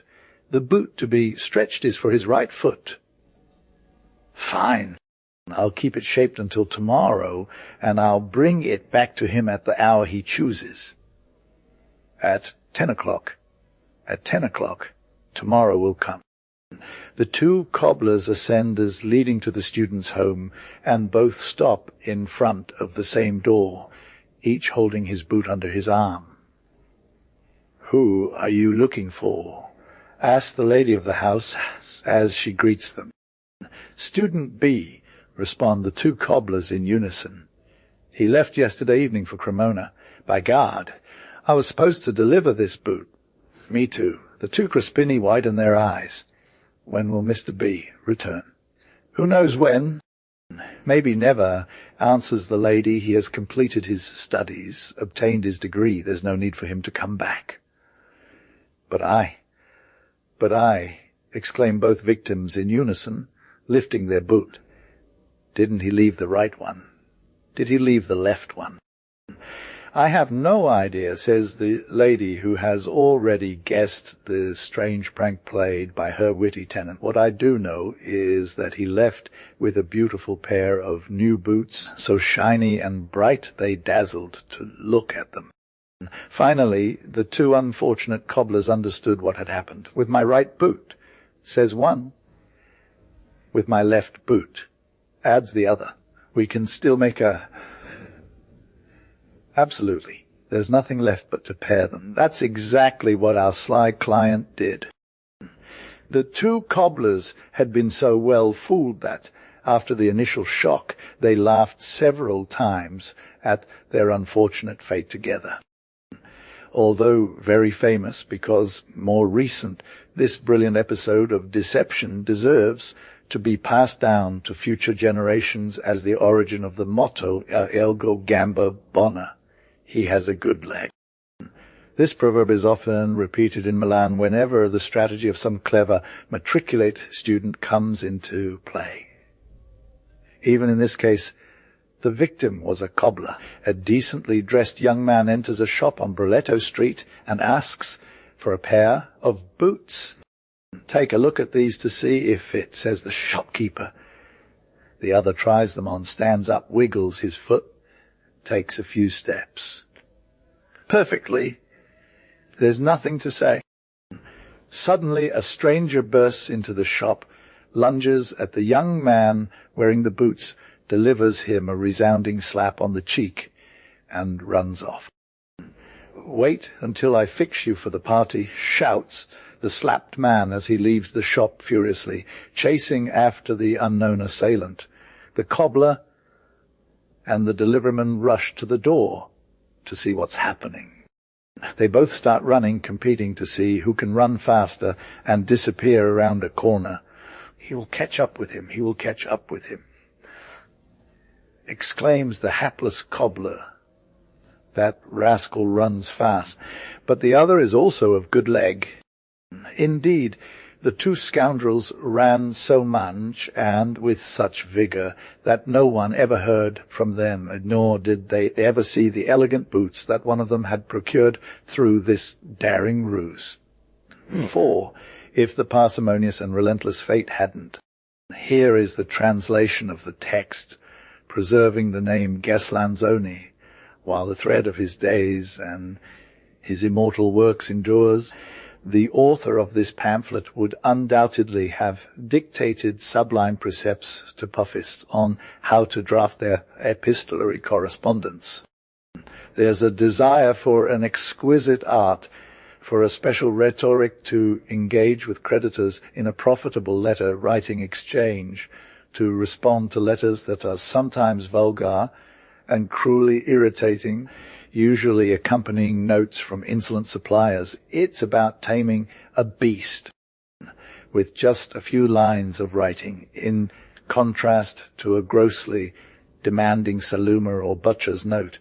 It sometimes succeeds in opening a bookkeeper's already saturated accounts for an unlimited credit. This type of eloquence is not taught in schools. It finds no examples in treatises. It is the rhetoric of puffist genius. In some cases, it's simply about appealing to the heart and moving someone.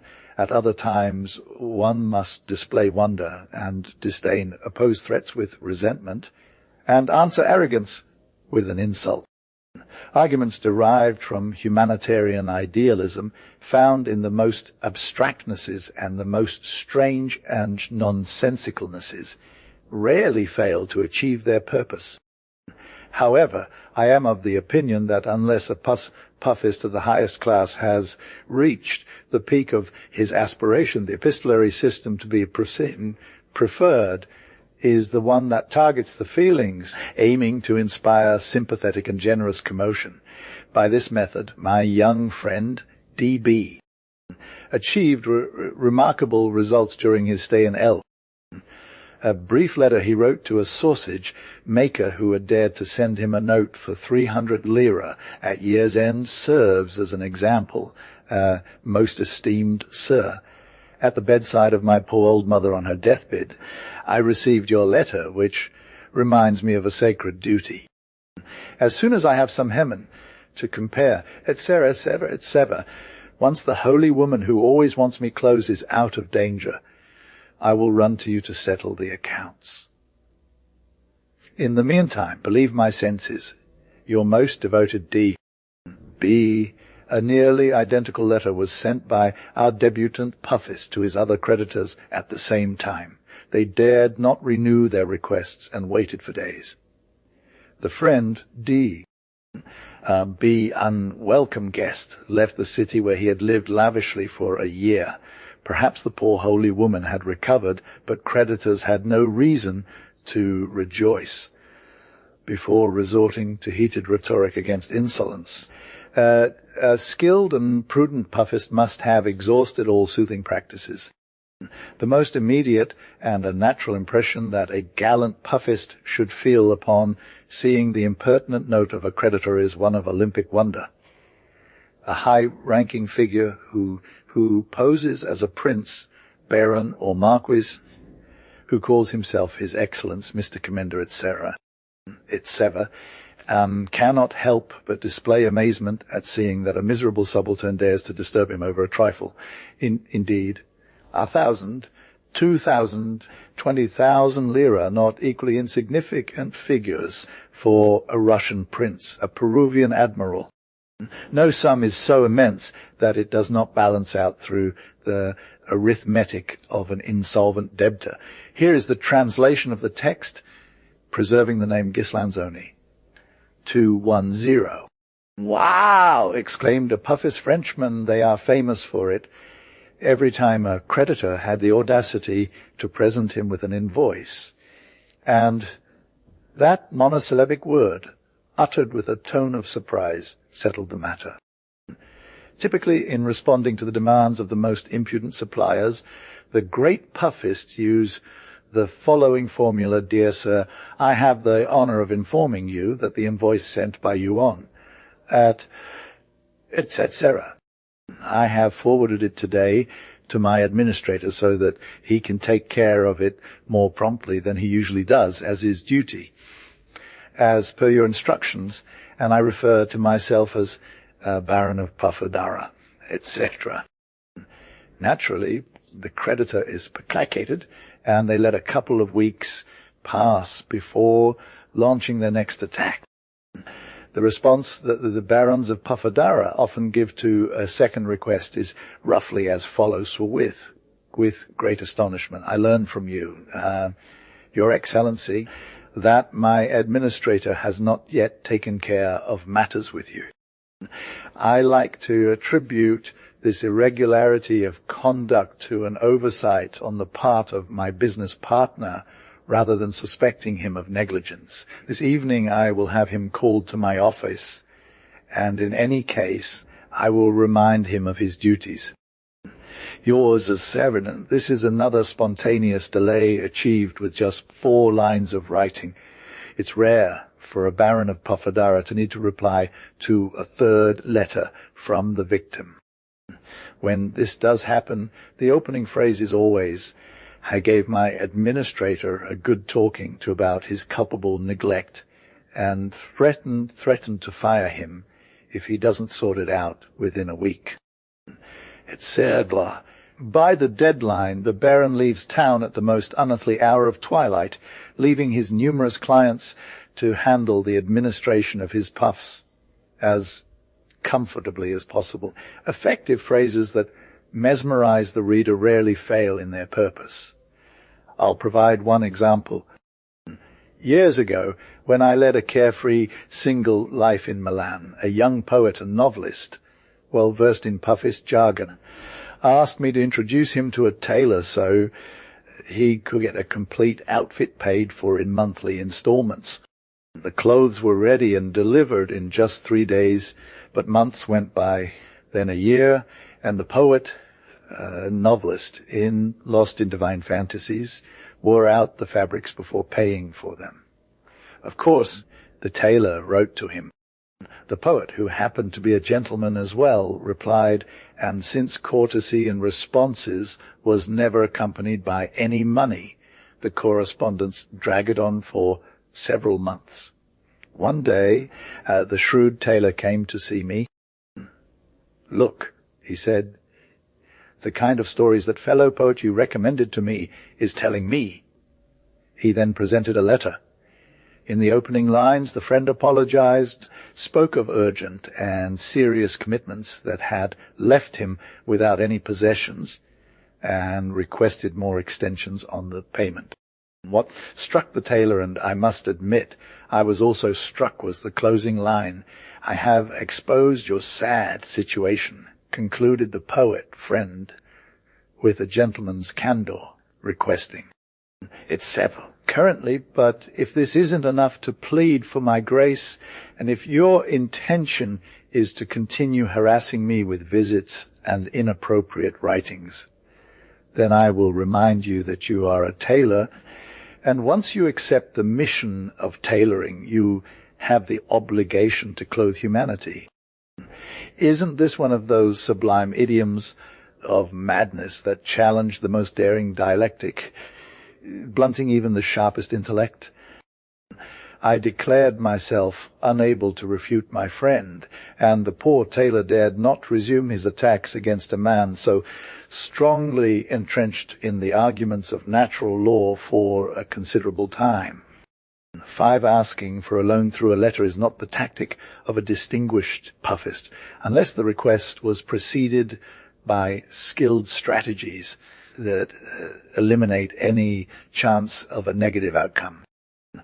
A renowned theatre artist, whose name I suppressed, once told me a charming story about this, which I love to relate here for the edification of those who intend to embark on the grand art.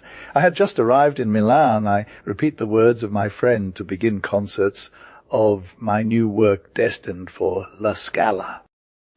One fine morning, while dressing, I heard a knock at my room door. "Who is it?"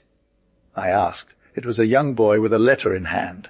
I cast my eyes on the superscription down. These are familiar characters, the characters of my former friend X. Dan. What does he want to say? It should be known that about 2 years prior, I had a quarrel with this Mr. X, a writer and journalist of some fame, over some of his polemics. After that, all communication between us ceased. We hadn't seen or written to each other. You will understand my surprise at receiving a letter from him. Here is what it said.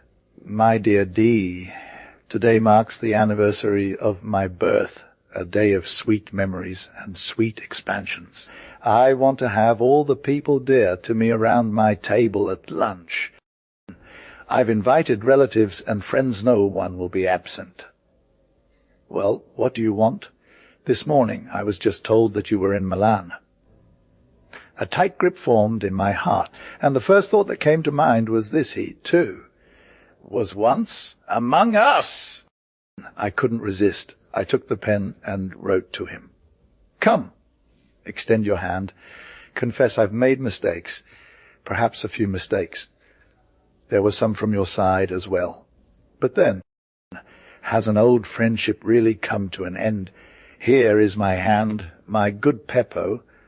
Promise me that today at 4 o'clock precise, be careful since the Venetian risotto, which you love so much, won't be missing you, will be here sitting at my table in the honor seat.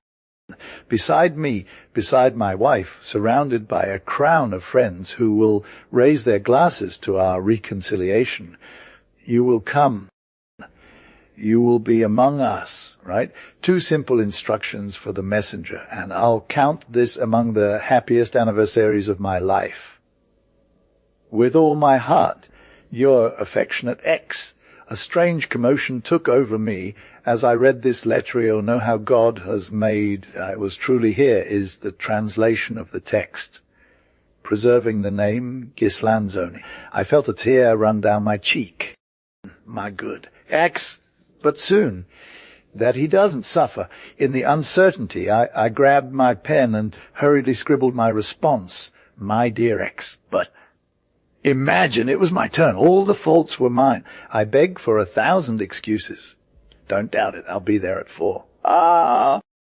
If only I knew how to express my joy, my gratitude. He asked, he insisted. I am still the friend of old today. We'll talk the table. Don't doubt it. I'll be precise. You thought about risotto, too. Bravo, my dear friend, until soon in a few hours. In the meantime, 4 big kisses. Big, those that go deep into one's soul, from all yours, GB. I handed the response to the messenger, who left as fast as an arrow. I was overjoyed.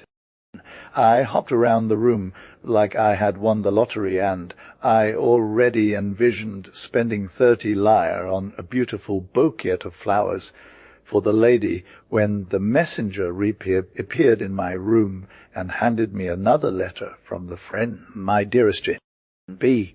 We couldn't imagine what a celebration my wife and I had when we read your kind reply, always true to yourself. A great mind and a great heart. He continues, do you want proof of our faith in your honesty and generosity right now? You write succinctly, ask, insist. And I, without hesitating for an instant, insist. Can you get me a 500 lire note today before 4 o'clock? You can undoubtedly, so send it to me immediately through the messenger. After this, we'll see each other at 4. We're preparing a grand ovation for you. Yours truly. All warm and filled with enthusiastic emotion, I sealed the small sum in an envelope and sent it to my friend. Then, at 4 o'clock, as promised, I went to have lunch with him. God, what parties! What warmth from everyone! They placed me in the honor seat. They showered me with affection. After the toasts and recitations began, but just when general merriment, fueled by champagne, reached its peak, a dark sadness settled upon my spirit. My smile faded. I became mute and frowning. This fixed idea kept playing in my mind, this exquisite lunch, these fine wines. It's you who paid for all this, and perhaps the friend is mocking me secretly, laughing at my foolishness. And here is how a great and experienced conman can, even through correspondence, shift the notes to his advantage and to the glory of art. In 1850, I accompanied a famous violoncellist on tour across France, giving concerts in the small town of C. Things had taken a turn for the worse. At the hotel where we had been staying for over a month with generous provisions, there was already a large bill awaiting us. The last concert, which we counted on to settle our debt, brought in barely 10 francs. The following day, my violoncellist entered the room where I was dressing and said, "Dear Secretary, Terry, it's best. Take a resolution to leave this city with dignity. We need approximately 500 lire. We must find them. You know that Mr. Roques, for whom I had a recommendation letter, welcomed me with great affection and holds me in high regard. I've visited him several times, and since he's an avid music lover and a great admirer of classics, we played Beethoven duets together. Mr. Roques, as they say, is very wealthy. So let's go. Take a pen. Write a nice letter to my name, honestly explaining our situation, and ask for the loan of the sum we need. But I don't think... Of course, I'll sign the letter. I didn't raise any further objections, wrote the letter, and had it sent via a hotel messenger. An hour later, while having breakfast in the parlor, a servant in uniform arrived with the response, Mr. Roaux, with extremely polite and kind phrases, apologized for not being able to lend us the small amount at the moment, despite his strong desire to help such a talented artist. Due to the time of year the silk cocoon harvest, when money flows into the pockets of the wealthy.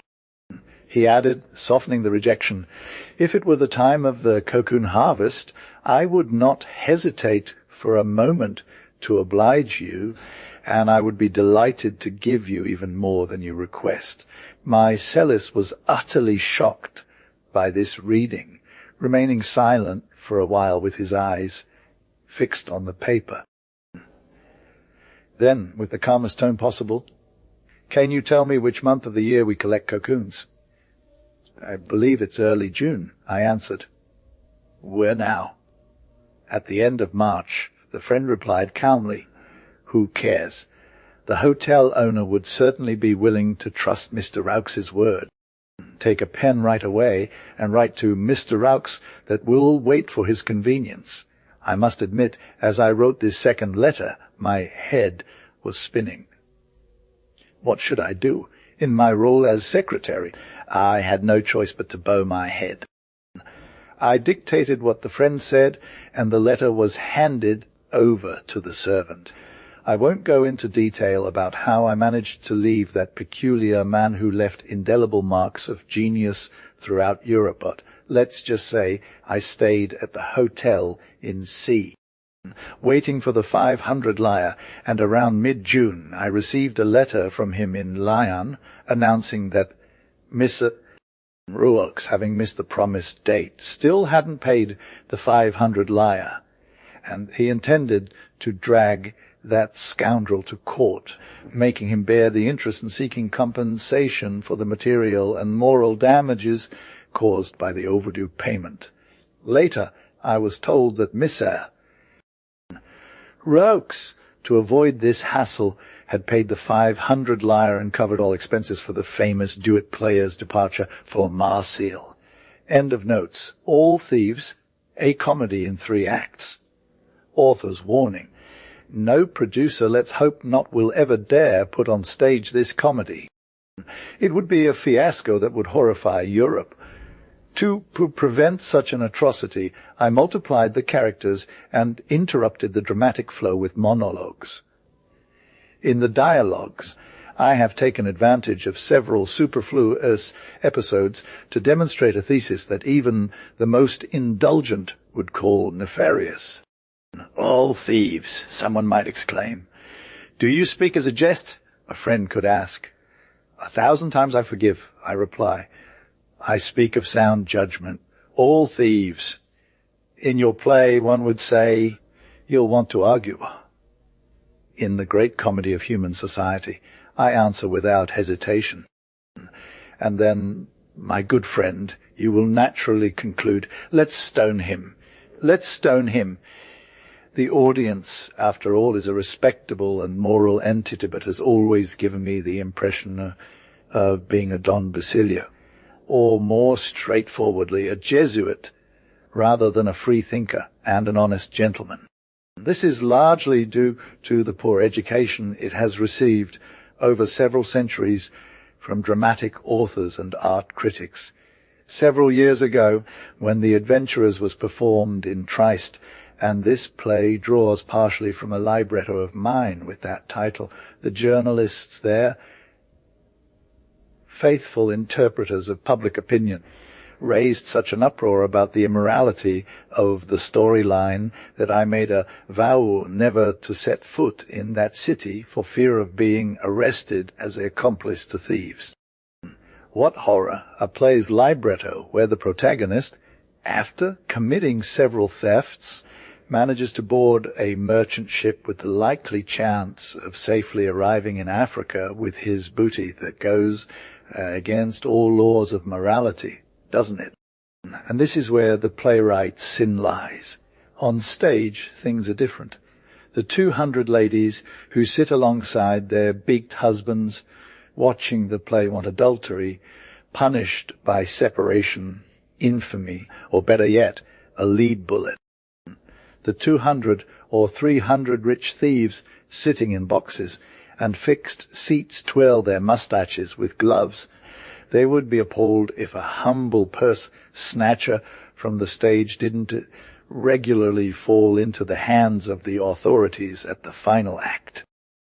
Everyone wants at all costs for the world of make-believe, I'm talking about the stage, to be the opposite of what usually happens in the real world. Let's proceed. Proceed. No, sir. For my part, I'd be embarrassed. Theatre belongs to the manipulators. Whoever wants to play hypocrisy knows where to find hypocrites always ready to applaud. If someone were to tell me to do good and avoid evil, for sooner or later triumphant sin will be punished, I would reply with all honesty, you are an impudent liar who knows you're lying.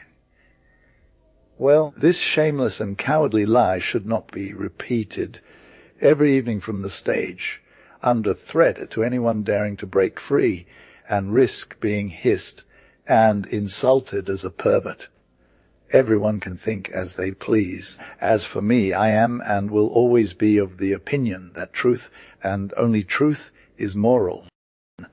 And firmly adhering to this principle, I will not never submit me to dirty and ridiculous mobsterism that has been perpetrated on theatre stages for centuries. This play is, therefore, an act of rebellion against the system. All my thieves, I'm ahead of the police in saying this, will walk free here, and the only truly honest action we'll see throughout the 3 acts will be imprisoned. The audience will boo, as undoubtedly would the mass of thieves if they saw this web of thievery played out on stage. It's something I likely will never know. But if anyone had the nerve to come tell me in my face your thesis is a lie and your play is a scandal, I'd be sure to not catch them in a lie by replying, and you're one of those who read my book without paying for it and stole a lira from me. Characters, Marco Du Bois, innkeeper, a man of good build, around 60 years old. Giacinto, his son, a handsome young man about 22. naive character, provincial, wealthy attire and mannerisms. Tommaso, rich landlord, brother of Marco. Clementina, daughter of Tommaso, country beauty, honest nature. Roberto, industrial knight, age of 45 to 50. Worn beauty, lots of physical vigor, elegant grooming and clothing, a lot of nonchalance in his manners. He speaks affectedly, ostentatiously, exuding joy. That is all in the words and skin tone. Robust intellect, deep malice, genuine and heartfelt contempt for humanity. Frontino, another industrial knight, less bold than Roberto, and somewhat indecisive. Delicate constitution, lymphatic temperament, accidental joker, born to be a complice, never an initiator. Deianira, city adventurer with the appearance of a high society lady. She dresses elegantly but excessively. She's young, beautiful, audaciously so. Armelina, another adventurer, less enterprising, living off others. Cavallo, lawyer. A city surgeon. Soldiers. A coachman. An innkeeper's boy. A kitchen helper. Travellers. Families of Marco, Parisians and Parisians. Setting Act 1 and the 3 take place in the coastal city of Et, France. Act 2 takes place in Paris. Costumes contemporary era. Act 1. Either scene depicts an inn courtyard. In the middle, the main door. On both sides are doors leading to the dining rooms. Giacinto, Marco, innkeepers, and later some travellers in travel attire. Marco to Giacinto, and the servants, be quick. It's noon, will soon be overrun by outsiders. Jason to whispering to Marco, do you think Uncle will arrive like this? Marco, I have no doubt about it. Your lovely cousin will be with him. We'll talk about your marriage, and more importantly, Tommaso will repay me the money I spent on him. Don't forget that I paid 30 silver merengue for the carriage. G-A-C-I-N, T-O, you're mistaken, Dad. I made that payment, and I know I counted out 360 silver francs to Dubourg, the manufacturer. Maroff, oh fool! G-A-C-Anto, Dad. Marco angrily, oh what? Would you rather lose your appetite or get jaundice if Dad made a dozen gold Napoleons from this deal? Giacinto thought Uncle wouldn't find out. If Uncle talked to Dubourg, Marco or Uncle won't know anything. That scoundrel of Dubourg has been bankrupt for 2 months and fled to California. Here is the translation of the text. Preserving the name ye Ghislanzoni, case if I have nothing more to say. Mark, that carriage is worth 40 marks. Did you understand me? Some strangers enter the stage, having arrived by train. Stranger! Hey! Host, innkeeper. Are there any rooms available? Another, where's the dining room? Mark, ladies and gentlemen. This way. Please come in. There are rooms for everyone. The strangers enter the halls. A joker to a stranger, hey, that gentleman there. Leaving without paying for the carriage. Stranger. Curse under his breath, damn it. Do you think I'm a thief? Here, take 5 lira. Break change to give me the rest. The driver counts the coins in his hand, keeping 50 cents above the fare, and quickly leaves. Stranger, counting 50 cents short. These drivers are thieves. It doesn't matter. I've gotten rid of an old Swiss shield that didn't run. Enters the inn. Scene in eye. Thomas, Clementina, Roberto, and Frontino remain at the bottom of the courtyard. Mark running to embrace Thomas and Clementina, brother, nephew. Hooray! Thole! Elden! Well then, a hug here! How's your health? Giacomo to Clementina. How are you, Miss Clementina? Clementina, timidly bowing, sir. I have the honor. I am pleased. Mark, stop it.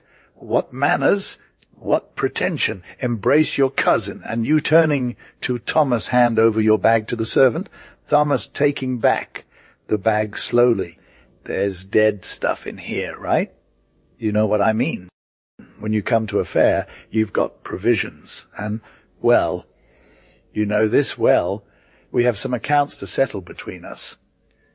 Mark, do you want to talk about the carriage? We met your genius. Are you happy? Thomas, extremely happy. Mark, sturdy, comfortable, elegant. And for a fair price, raising his voice for 50 marches, a round sum, you clear your conscience. Thomas, 50 march? A pittance?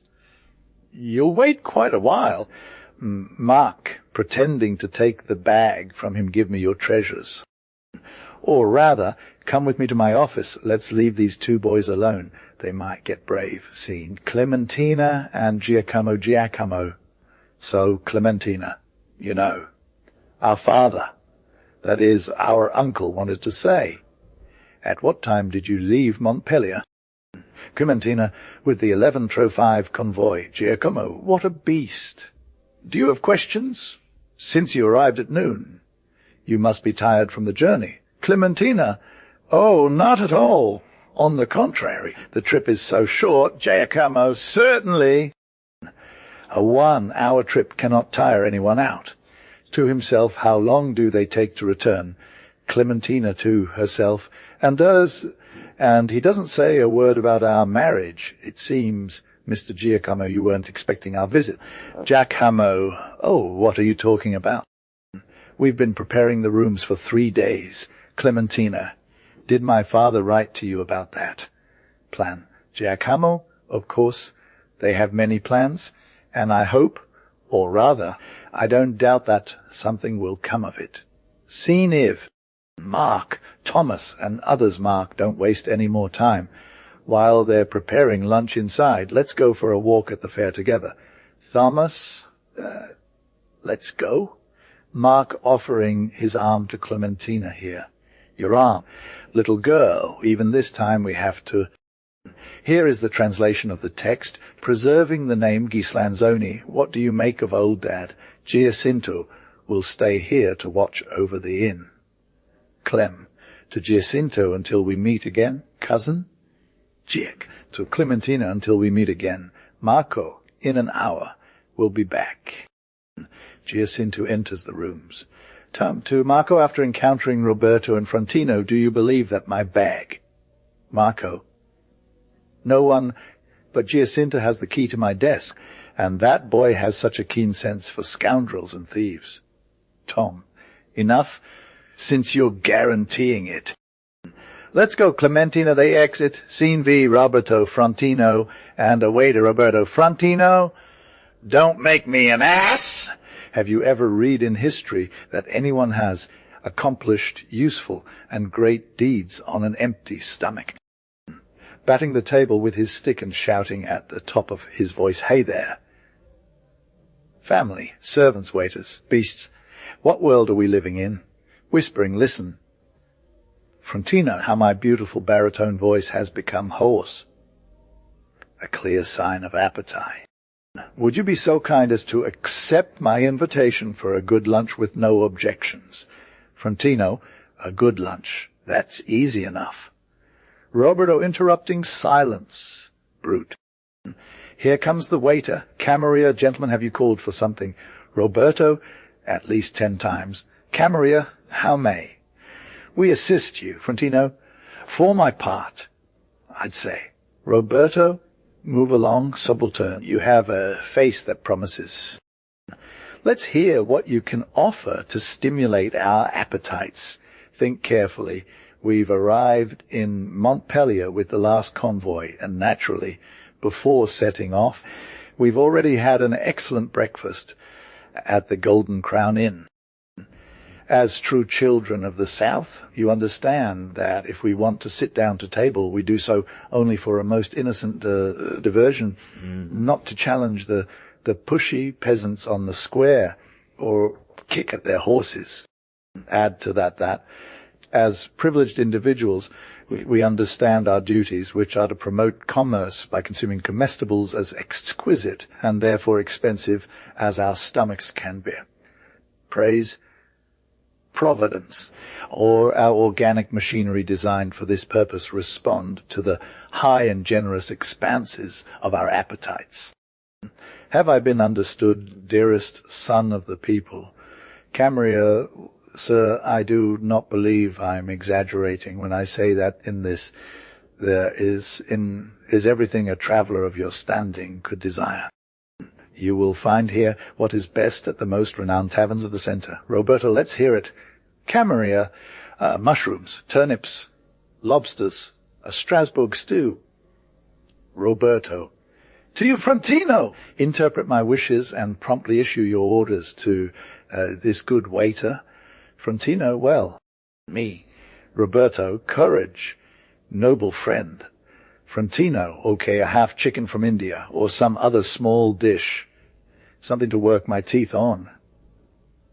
I've always meant to say that appetite comes with eating. Roberto, wonderfully so. To the waiter, you understand. Go ahead. Hurry up and serve us in a private room. Take this, gives him a coin, and if you do your job well. Camarilla to himself, 2 francs. Here are some respectable gentlemen. Frontino to the waiter, so, will you serve us? Camarilla, hesitating, I'll go and come back. Puts the coin in his pocket. I wouldn't be a fool to throw this money into the box. Here is the translation of the text, preserving the name Ghislanzoni del Mansi. Exits. Front. To Roberto. At the front of the stage, I see you're tired of breathing outdoors. We'll get lost. R.O.B. Here's a tasteless assumption. I stop at the concrete and solemnly tell you that. We'll have lunch. Around. Yes, but when it comes to paying, R.O.B. We'll pay. Front. With utmost surprise you have money. R.O.B. My last few coins are dedicated to that fine servant. How many times do I have to repeat that genius men, great speculators, are those who live on other people's money? Fauenti. Silence, Rob. Turning lady. Front. To a grand lady. O.B. Incredible. Dianra. Scene v. Dianira. Armelina Dian. Descending from a brumcombe. Armelina. To the coachman, you'll return in an hour with the carriage. In the meantime, we'll have breakfast at this inn. To the coachman, did you understand? The Baroness has ordered you to return in an hour. The vehicle departs. R.O.B. Baroness, damn it. She's gotten in. Bowing affectingly, most humble servant of the Baroness. D.A.N. Roberto. Ferranti, at your service, Madam Baroness. D.A.N. Extremely fortunate to meet you. R.O.B. What good wind has brought you to Etifer? D.N.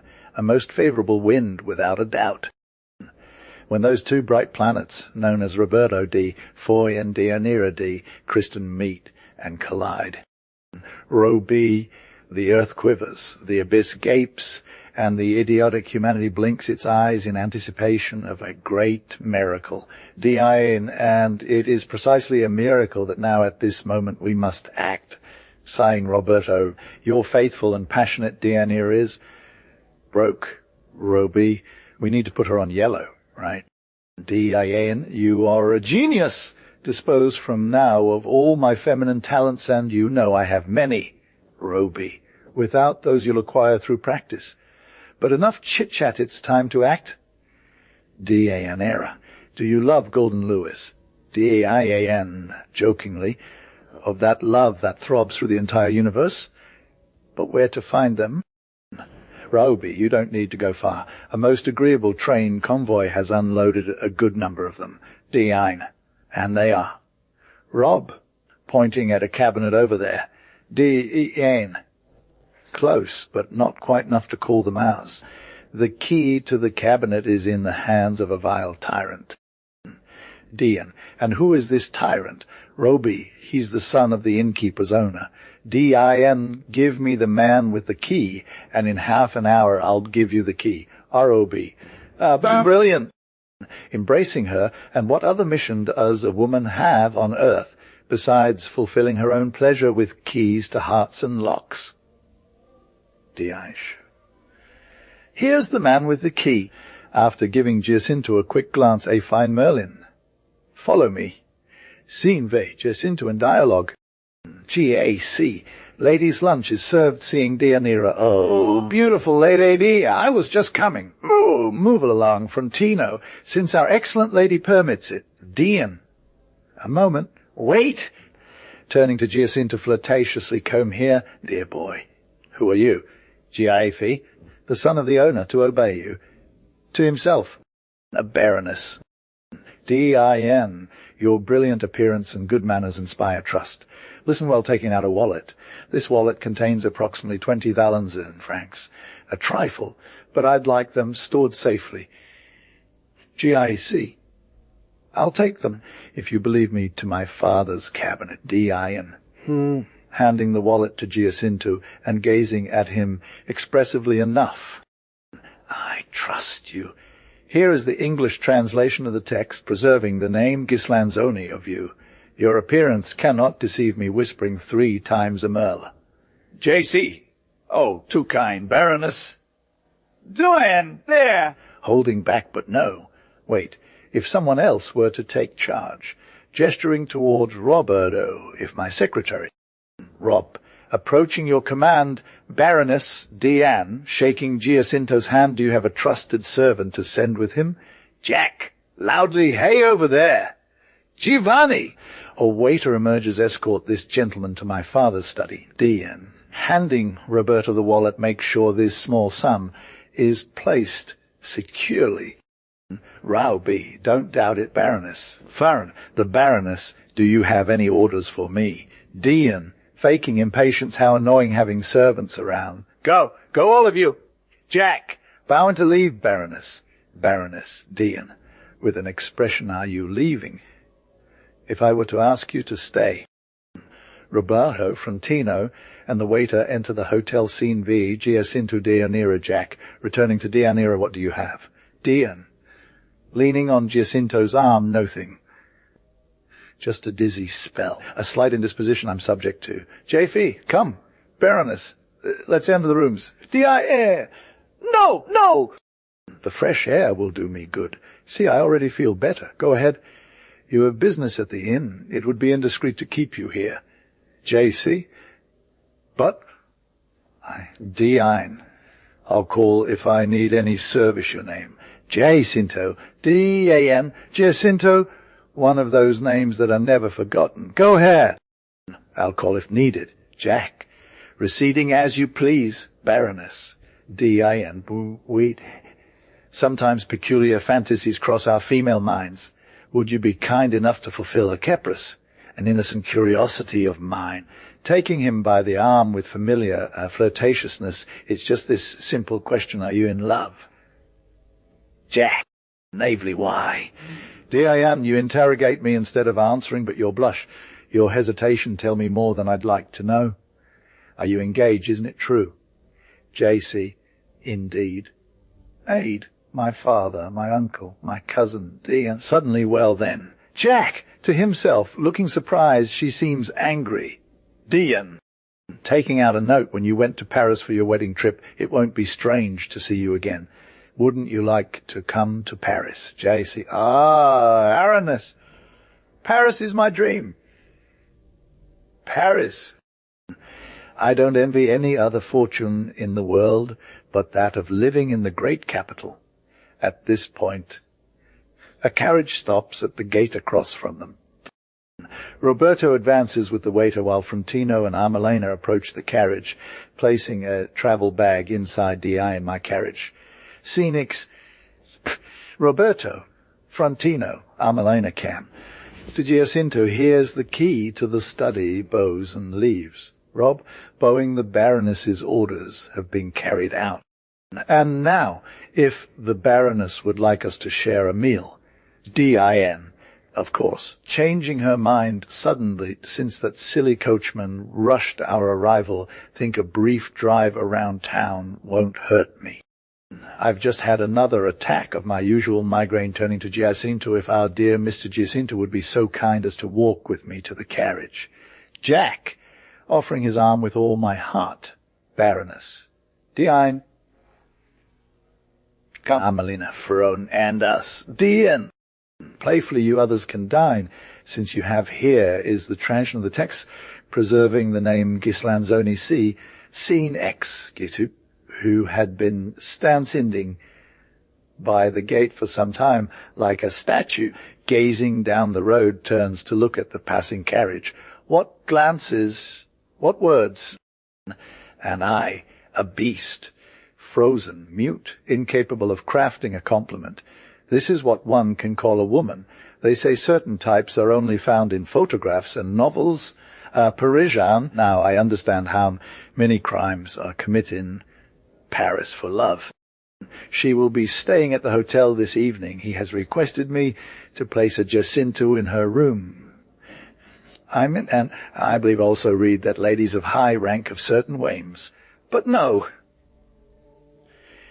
that would be too much. I didn't dare offer her a gallant gesture.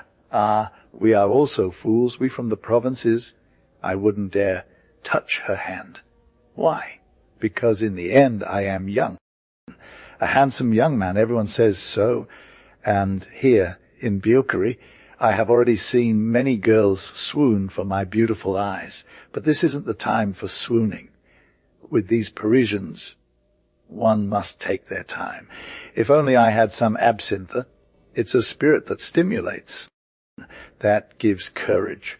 Then this evening I will go to her bedroom, place the candelabra on the night table, and if she looks at me, as she did just now, with that white of an eye, if she hints with that deadly grace that she needs a Jacinto, here I am, I'll cry, falling at her knees. If this is enough for you, take it, tear it apart, trample on it, use it as you please, but remember, Baroness, don't forget. What? No. 2 glasses, absinthe won't be enough. Neither will I drink 3, 4, an entire flask. I want to make a good impression. Otherwise, she would be well within her rights to sing that old vaudeville song to me. In vain you've been named Giacinto. Everyone calls you Tulip by instinct. Singing Giacinto, a beautiful Giacinto. You are indeed a tulip. See, Marco, Tommaso, Clementina. Marco to Clementina, do you hear that? Can you hear how it sings? The thrush is in love. Jacinto turning, oh! Welcome back, Tommaso to Marco. Let them sort it out here. We old ones think about business. Marco to Tommaso, come on. There's time. It would be better to go to dinner. Tommaso, I'd love for our accounts to be settled. Marco, madness! We'll settle them full-bellied. Tommaso, no, brother, business first. Let's go. He drags Tommaso towards the Hotel Singsai. Giacinto, Clementina. Clem timidly about to leave. If I disturb you, cousin. Jacinto embarrassed. Oh, on the contrary, madam, cousin. Clem, why did you stop singing? Giacinto, You heard me. Looking at Clementina and speaking to himself, what a beautiful voice. Here is the translation of the text, preserving the name Ghislanzoni difference with the others. Clem. Cousin, I go crazy for music. I'd skip lunch to go to the opera. To himself, how he's looking at me, Jack, really. To himself, observing as see that kind of clothing. Our provincial girls lack taste altogether. Clem to himself, why is he looking at me like that? Marco from inside, Jacinto. Tom, to the thief. Jack, what screams? Jessamaria, running towards her father as he enters with Marco. Father, what happened? Scene CA. Marco. Tommaso and said innkeepers, strangers, waiters. Tom. Shouting to the thief. Clem, in any case, can we know? Tom. Over there, my travel bag. 5,000 francs loss. Everyone, 5,000 francs. Tom, to himself, it was only 1,000. But it doesn't matter. My brother guaranteed for the total amount. Marco interrupting everyone, Giacinto. Wretched fellow. Jack. Father. Marco answer, fool. Did the key to the cabinet slip from your hands or not? Jack. But I, the Baroness, the secretary, Marco attacking him, miserable, thief, Clem, intervening, stop, calm down. Jack, you see, instead of taking it out on those who stole it, Forestaiaro, is it true? What are you doing here? The thief can't be far. We need to act quickly. With your permission, I'll run to alert the carabinieri. Tom, to the stranger, thank you very much appreciated. The stranger exits through the door leading to the street. And let's try to keep our heads clear. To Marco, after all, it's only 6,000 francs. I feel bad for you, that you guarantee, but in any case we'll figure something out. Marcio, 6,000. Listen how they grow. Tamem, are we or aren't we brothers? Turning to Giacinto and Clementina, these boys have white faces like a washed cloth. Come on, Marco. I repeat, among us, we'll work it out. Loudly, everyone knows your honesty. Everyone knows that when you act as a surety for a sum entrusted to you, you can always count on it, no matter the amount. Even millions. They enter the study, sing sieve. One waiter, one waitress, and a young man. The waiter running that gentleman who was having lunch in the sitting room. The YITRESS. He left to look for the carabinieri, YITR. That means he took advantage of the commotion to slip away without paying the bill. The young man. In a corner after listening, when it's like that, I can honestly empty the quarter litre that gentleman had ordered from me drinks, and enters the rooms. YITR. 6,000 francs. What do you say? Waitress, a nice score. YITR. 6,000 francs don't make a man rich. YITRES is true. If it were 20,000. YITR, not quite. YITRES, here. 100,000. Don't you think so? It's a round sum that would suit us. Waiter, moving away 100,000. To be able to get away with it once in a while. Enters the rooms, bustling. YITRES. Oh, of course, it all depends on getting away with it. But I confess I'd settle for much less. I'm not an aristocrat. Enters the inn. Sinks V, 1 sergeant and 2 carabinieri. Sergeant, keep an eye on those leaving the rooms. Don't pay attention to clothes or appearances. Especially don't forget this basic principle of police work. That man is born a thief and that instincts. Here is the translation of the text. Preserving the name Ghislanzoni, natural strengths prevail in him over any principle. Acquired through education or imposed by the fear of the law, it does not disarm me from respect for age, sex, social condition, or unblemished reputation. The person on whom you lay your hands may be entirely innocent of the crime that is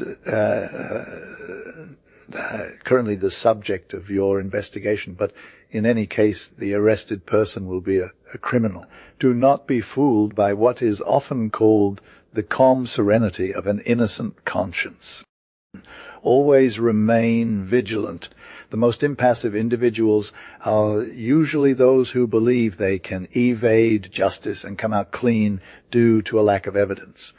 If it ever happens that, despite absolute evidence of innocence, you have to release someone on whom you have already laid your hands or put in handcuffs as obligation, and offer your apologies, but with a smile, so they understand that your deference is temporary and strictly related to the incident leading to their arrest. Make sure to tell them with a witty smirk, if today you haven't stolen, you're not a thief of others, and be warned that one day you'll fall into their claws for real. Such warnings do not always go unheeded. Since men are thieves, let's ensure they steal as little as possible. This is the high mission God has entrusted to us. And now, each to his place. The sergeant enters the room, and the carabinieri take positions at the 2 doors leading to the courtyard. End of Act I. Act I. Scene I. Underground apartment in Paris. No visible door. A spiral staircase connecting to the upper apartment. To the right, on a raised platform, a table with a green carpet and a large armchair. Facing the table lower down, a double row of chairs. On the back wall, a sign with the inscription High School of Commerce and Industry. On both sides, small signs with epitaphs Emancipation from Work, War on Capital. Others. Roberto, then Frontino. Rob, looking towards the attic, hears the signal, goes to the back of the scene, presses a metal button protruding from the wall. The attic opens on the side, connected to the room spot on. Frontino. Frontino, having descended the stairs after locking door, here I am, takes out his watch from his vest pocket. It's 4 minutes past 2. Rob, how was your day? Frontino, wonderful. Showing the watch, didn't you notice the new purchase?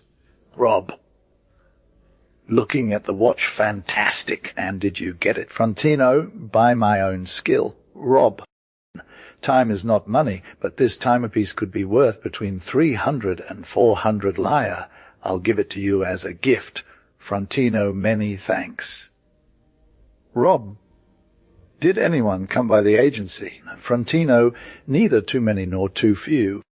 Among others, a young man from the province asking for the address of Baroness D. Crisson, known in the world as Dianera. Rob, did you recognize him? Frontino, his face wasn't unfamiliar to me. Rob, well, without seeing him, I'll tell you who he is. That was the son of the innkeeper from Ziedit, where we conducted our operation last month. Frontino, true enough. Now I remember. Just him in person. Rob, and did you give him the address of? Baroness, madam.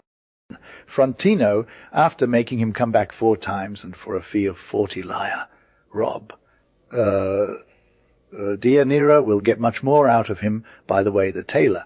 Frontino, the tailor delivered the magnificent suit. From the Monsignor who gave you the order. The reckless fellow had the audacity to ask me for an account. Rob, it was time to settle. Front. That's exactly what I did. I reflected that this thief, starting with empty hands, might have become uneasy about the peculiar order we gave him, and drawn wrong conclusions from it. Rob, a most justified reflection. Besides, don't worry, Frontino, the house we chose as the stage for our grand commercial strategies, is perfectly suitable and secure. Whoever built it must have been a strategic genius.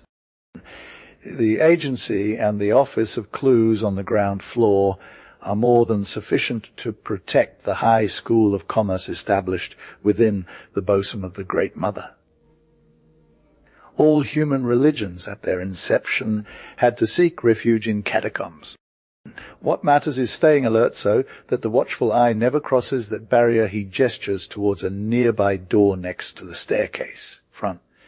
He shivers. Rob, still afraid? Front. It's been a while since I've consulted the friend, Rob. The code. I know it by heart now. Front. Have you ever reflected that our last shipment of Ziet, combined with the one we're about to make in an hour, would be counted at the assize bank as 14 years of forced labor? Rot. That's why our titles must definitely be cashed elsewhere. Front. Yet it's a bleak perspective, 14 years of forced labor.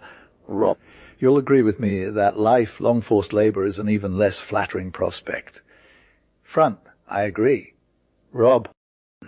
Well then, except for the very few whose grandfathers or fathers thievery has provided them with a sufficient income to live on, all human individuals represent no more than condemned men to perpetual labor. Frontino, do you want to stop being a thief, enter the prison of honest men, work 10 hours a day, and die unnoticed and despised beneath your work clothes? Front. Despise as well? And you believe that? Rob? Society does not bestow its esteem on workers unless the day they have accumulated enough through their labor to declare, no longer need to work to live. Well, do you think this esteem is commonly given to those who, after several years as runners and bartenders, and having extracted questionable absolutions from procurators, rest triumphantly on a throne of banknotes, looking down on the thousands of fools who sweat to die of hunger. There's only one class of despised men in society, those who have no money. The day you, my poor Frontino, come out onto the street wearing tattered clothes and corroded shoes to earn your patent as an honest man, rich and poor, proud and polite, all those who cross your path will step aside, casting you a look of contempt and almost indulgence. Misery forgives no one. But console yourself with the thought that when you have to pass through a square on a filthy cart, your hands tied in the middle of two representatives of tyranny, everyone. Here is the translation of the text. Preserving the name Ghislanzoni Onesti will exclaim a word of compassion for the poor captured man, and someone will throw him a coin while murmuring, "What a pity, letting yourself be taken.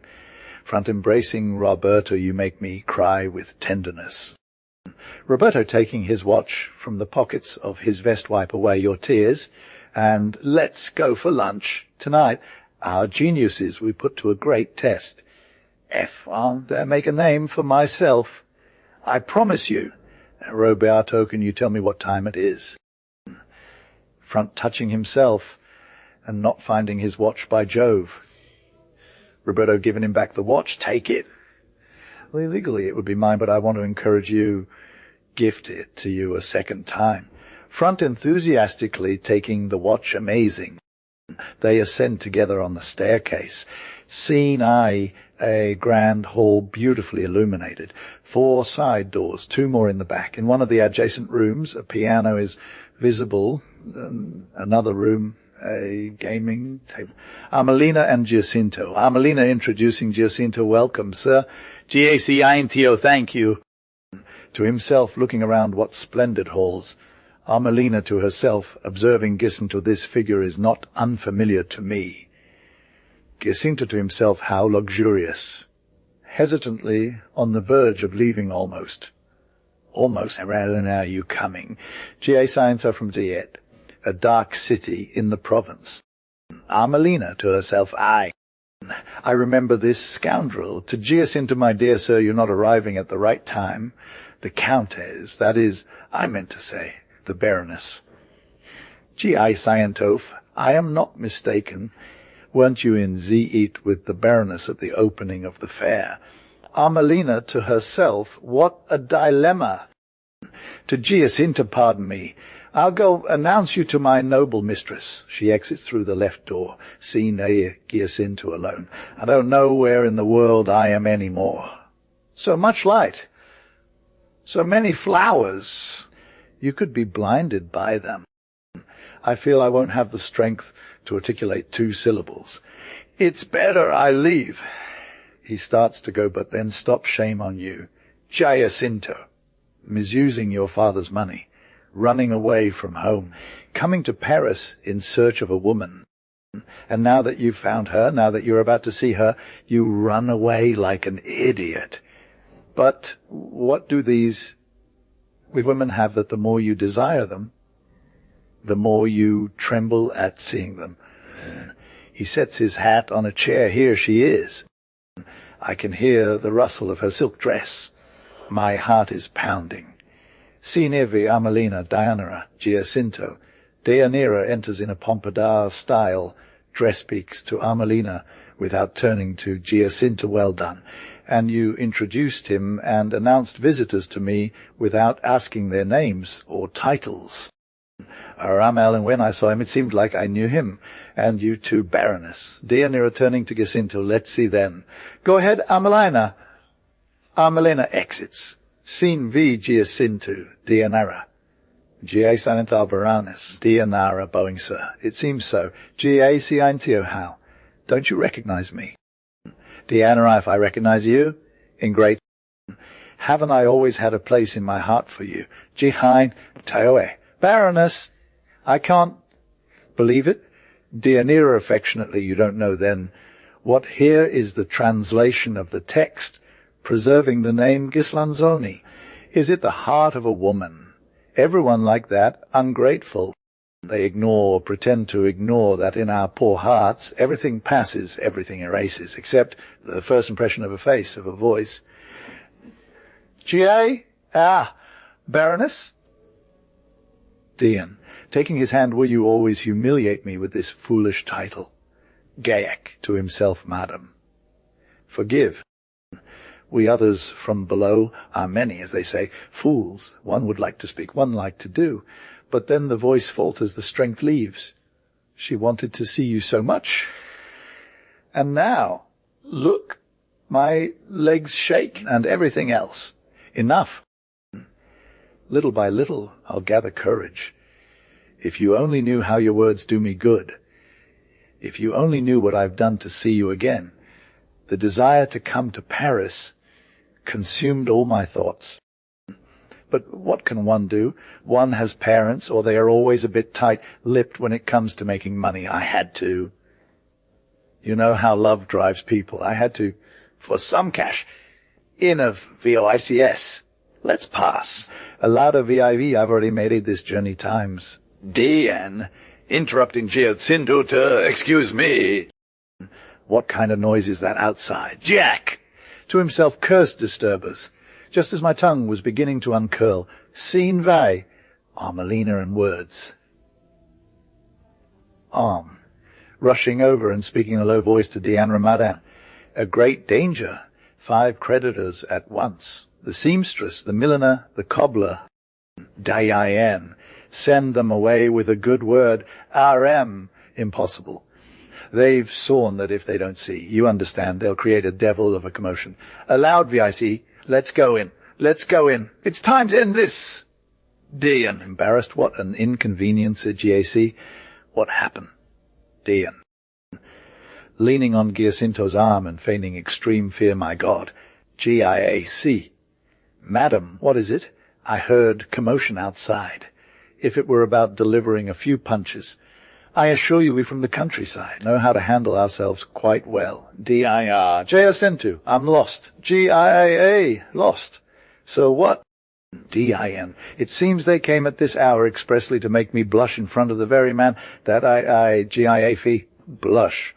But go on, Baroness. I repeat, if it's about delivering punches. Dian, embracing him innocent and sublime heart. GIAC. Perhaps bold adventurers who demand your love. DIN. They wouldn't insist so much. Everyone who approaches me knows that since last year, in a certain coastal town, in a certain hotel courtyard full of flowers, I exchanged words with a certain spirit. Won't you help me find this beautiful name? Throws her arms around Giacinto, who allows himself to sigh, squinting his eyes towards the attic outside. The cries renew. Armelina behind Giacinto's back signals to Deianira that it's time for a clear conversation. Jack, impatient with the cries, well, in any case, it's time to end this. Exits with Armelina. Dian. Oh, no. Stop. My love. Tries to hold him back, then returns to the front of the stage, looks at herself in the mirror, smooths her hair with her hand, and approaches the door where Armelina and Giacinto have left. D.I. goodness. Providence sent him. The commotion stops. Not a sound. Here is the translation of the text, preserving the name Ghislanzoni. I hear words of gratitude. They're leaving. They've gone, running to meet. Giacinto, did you manage it then? If only you knew. You see how exposed we poor women are when we're alone, when there's no room for compromise with honor, with decorum. Come, Giacinto. From the apparatus, you see, you'll have already guessed that this evening I'm hosting a small costume party in my halls. I want to dress you up in a beautiful Louis XIII style outfit. What a surprise for my friends. I'll introduce you as a baron and my cousin. In society, it's easy to play the part of a baron, but will you be able to represent the role of a cousin well? Jack. Confused, I sent them off in peace with 2-5. 100 euro notes. Dien. Flirtatiously among cousins, it's not considered good form to talk about business. It would be best if I taught you how to play your part.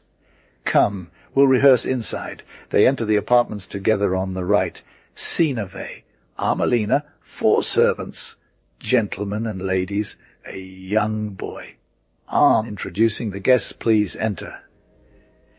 The Baroness will be here in a moment. The guests disperse into the rooms. The servants take positions at the entrances to the bathrooms. A young boy to one of the guests. Look, Dad, the beautiful chandeliers. The magnificent gold leaf. Fais tête ia, moderate your enthusiasm, and make sure you remember this maxim, admiring everything makes you look foolish. Fancy. I'll keep your advice in mind. Pediari. And now go. Walk around. Enjoy yourself as much as you can. And when the buffet opens, don't forget your mother and your little sisters waiting at home for you. Stuff your pockets with as many donuts and jams as you can. Fancy. Oh, let them do it. Even Mom recommended it. P.R.E. P.A.D. Always follow the advice of that holy woman. Those who love you, you'll be content. They leave. Other guests enter the stage. Scene of view. Gentlemen and ladies. Frontino in the background. Lady, why? It's strange that the Baroness isn't showing up. A gentleman to the lady, it said that a wealthy relative from Brussels was supposed to arrive unexpectedly tonight to settle certain accounts, relates a report. Lady, is the Baroness in financial trouble? Gentia Amen, certainly, the rumours circulating about her account. Lady pointing at 2 guests walking a short distance away, who are those 2 decorated officers of the Legion of Honor.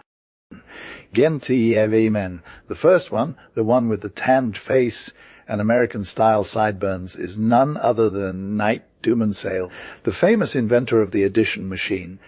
Make no mistake, it's said that the real inventor was a poor calligraphy master, highly ingenious but completely lacking in financial means. The good man needed the help of a skilled mechanic to turn his invention into a reality. He went to Dumansale, who at the time was a mere white metal worker. He revealed his secret to him, commissioned him to build the machine. And one day, this gentleman presented his little gadget at the exposition, obtained a patent for his invention, and in less than 4 years became a millionaire. Lady, well done. It takes ingenuity and courage to pull off such successes. Gentile mare, do you laugh? Who wouldn't laugh thinking of that idiot calligrapher? And what about that other gentleman, Giantiema? Chesmoy, a moneylender here, is the translation of the text, preserving the name Ghislanzoni. For 30 years she has lent money at 5% interest. Madame of reason. She will be immensely rich. Sire, approximately 10 million in assets. Matter, didn't you expect to find such an esteemed company in the chambers of Baroness de Christen? They depart. Front. Stepping forward among a crowd of guests, it is futile to place bets. You would lose. No one knows the life or the miracles of these dearest and most splendid lords better than me. Rosamunda Rosales D. Christen, Baroness of Baltimore and Alcazar, is Spanish by origin, as her titles attest. When the Bourbon dynasty fell, her assets were seized. This is undeniable. This is real. This is uncontested, but it is even more certain, utterly real and incontestable, that she had the foresight to transfer a sum of 10 million francs to the Bank of France in good time. Allah, 10 million francs, sir, whispering bums, and cannons, another whispering close by 10 million. Insured with Puff's Bank, NIHB. These tales don't interest me. The Baroness gives elegant lunches, magnificent dinners, splendid parties. The puffed up ones will gasp. Meanwhile, we enjoy it. Scenics Dianira, Jacinto Amelina, and their sayings of Pharaoh tea. But there she is, the goddess of gold and beauty. Everyone bows. Deianira advances with Giacinta by her side, dressed in a costume reminiscent of Louis Cyr. D.I.N., gentlemen, pardon my delay. I have the honor to introduce you to Baron Alonso del Cid, my cousin, who has come expressly from Brussels to attend my small gathering, all bow to Giacinta. The honor, the pleasure, a lord whispering to a nearby person, these cousins, another whispering, these barons. Giacinta to many surrounding him, cousin, Baron del Cid. From Brussels, too much gratitude. Deianira with nonchalance now. Let's stop the fawning. Monsieur Fronton. An unparalleled organizer and party director, it seems the company is complete. We await your signal to rush into the whirlwind of dance or to immerse ourselves voluminously in a melody bath. Effant. First, some music, right? If Mr. de Goligny will take the piano. Gell-einen, and here I am. I'm not one to be asked twice. I burn with desire to offer these lords and ladies a premiere, mean a brief, wordless romance that I improvised last night by the sign. Under the pallid moonlight, among the gurgling waters and the rustling leaves. P. Bravo! Put it on the piano, Mr. Galanini. D.I.N. Let's sit down and listen. Mr. Galanini cannot give us anything but heavenly music. A Lord Galanini. The surname suggests Italian origin. Galanini begins to play on the piano. Delicious. In the first bars, one can see stars the moon leaves and the waters of the Seine. A lord accusing Giacinta with a gesture. I think that baron must have something positive in his wallet. If we invited him to play écarté, another he was thinking the same, to Giacinta. If Baron del Cid, with the kind permission of the amiable baroness, would like to play 4 rounds of écarté, Deianira, whispering to Giacinta, I don't permit it. Giacinta to the man who invited him to play the baroness does not permit it. Deianira to the gentleman. A cousin I haven't seen in 8 years. Gentlemen. You will understand, Laura absolutely natural. 1,000 apologies, baroness whispering to his compere. Here is the translation of the text, preserving the name Ghislanzoni. As people gather, we'll find our Merlin even tonight. D and to Giacinta, no! I don't want you to play. Those gentlemen would pluck your feather. And I want you all to myself, my dear pigeon, Giacinta pigeon. Do you have words, you other Parisians, to stir the blood? They leave arm in arm, the music ends loud, applause scene X. Some gentlemen, what do you think of this melody? It beautiful. But not Galanini stole it from Berlioz, i.e., in that case, Berlioz stole it from Rossini. What we heard is a clear and pure fragment of The Lady of the Lake. If the thought was cut short by Mad Nina from Pisillo, Vru, lately stolen from Lully or Glutch, these masters are thieves. They start internal dancing. The dance has begun. Let's enter the rooms. Cinque. Frontino and Deianira. Frontino arriving with Deianira at the front of the stage, speaking in a low voice. He'll be here soon. He promised to arrive at midnight. Deianira. In priest's attire. Frontino. You'll meet him in the antechamber. Introduce him. It will be a stunning surprise. Oh! But look, Armelina. She must be here to announce his lordship's visit, scene CI. Armelina, ladies, gentlemen, and others. Armelina, out of breath baroness, lady, gentlemen.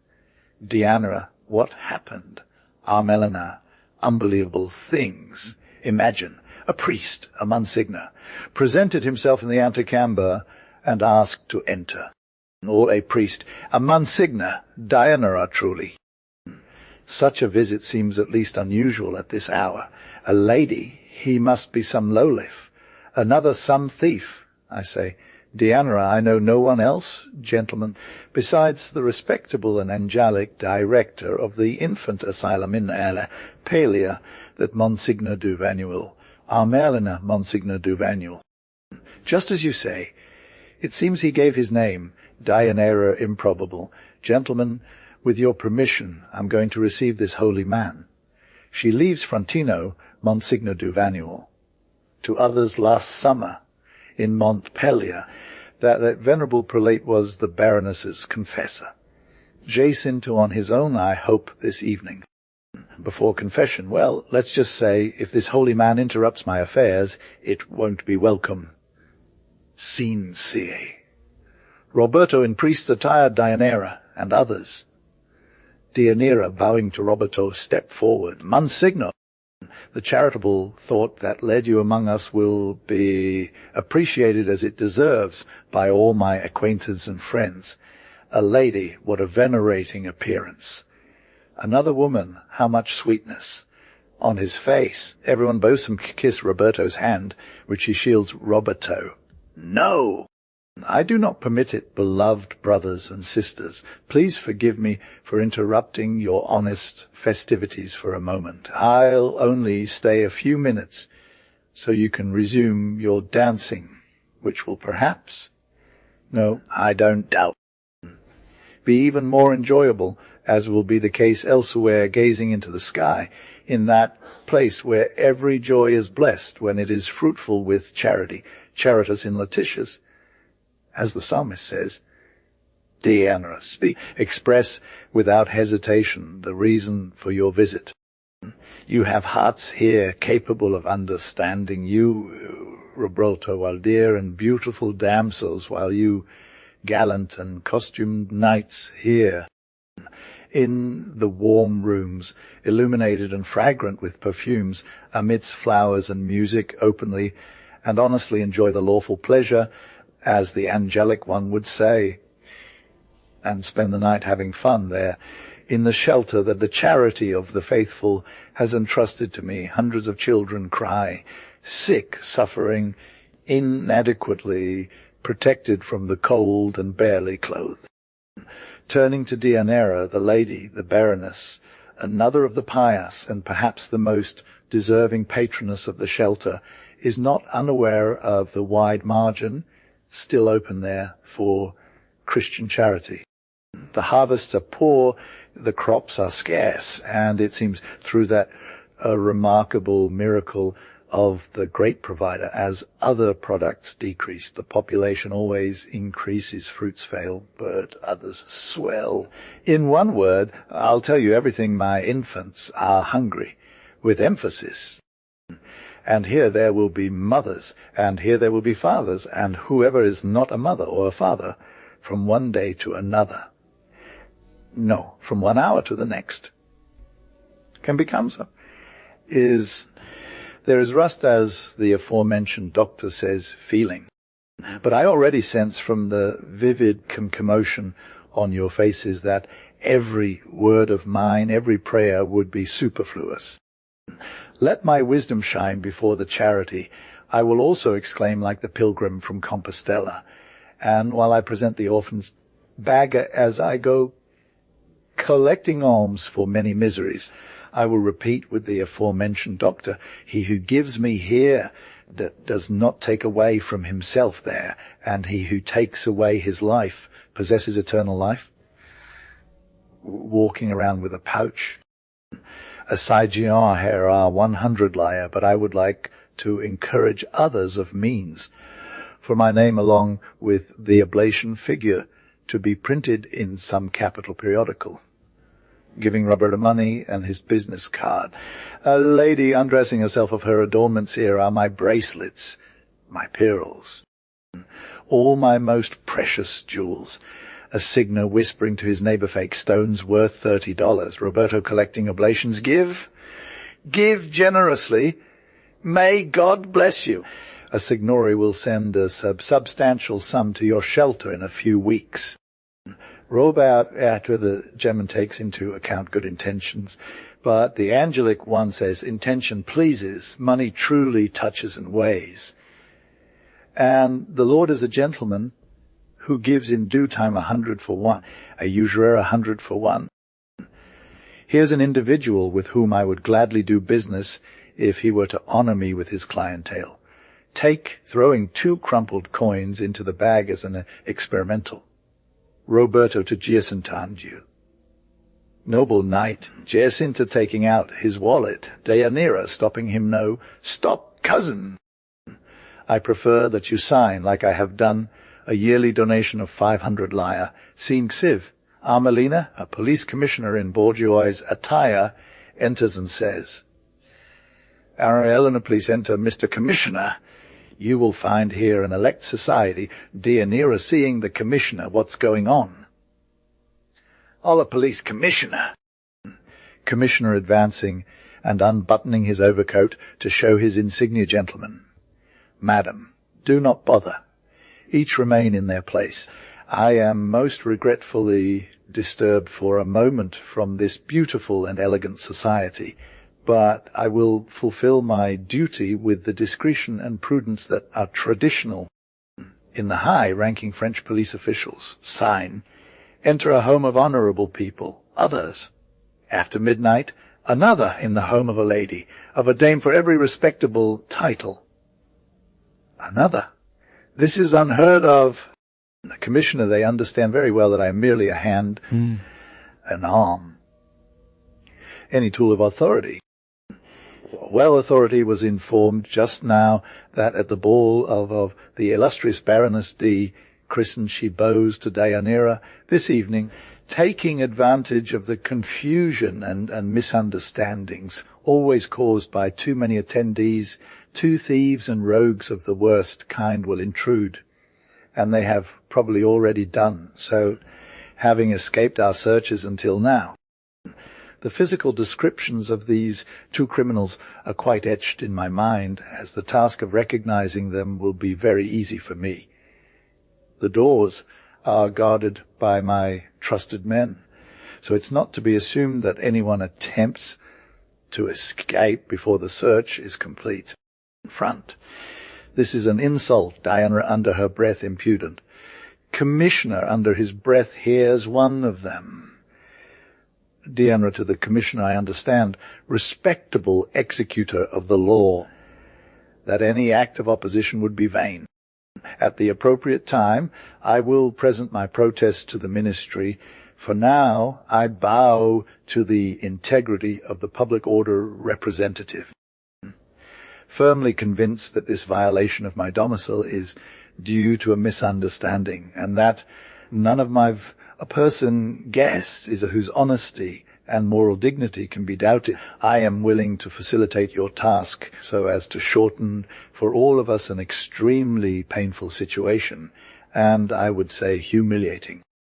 I dare only hope that Your Excellency, before proceeding with the measures you consider indispensable, will allow gesturing to Roberto, who stands apart with a solemn expression and his arms folded across his chest, this holy minister of God, to complete his work of charity, finishing to collect the offerings from these ladies and gentlemen for the benefit of poor infants.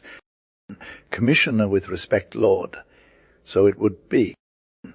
Roberto, one of the greatest sinners before God, to whom these pious and devoted people have wished to entrust the treasures of their charity, so that they may be poured out like a beneficial dew on the orphans under my care, shaking the bag and making coins jingle. The voice coming from this bag is the cry, the prayer, the blessing, 1,000 innocent hearts. If someone else, if you esteemed gentleman wishes to add his contribution to this abundant collection, Commissioner, placing a coin in the bag, take and forgive.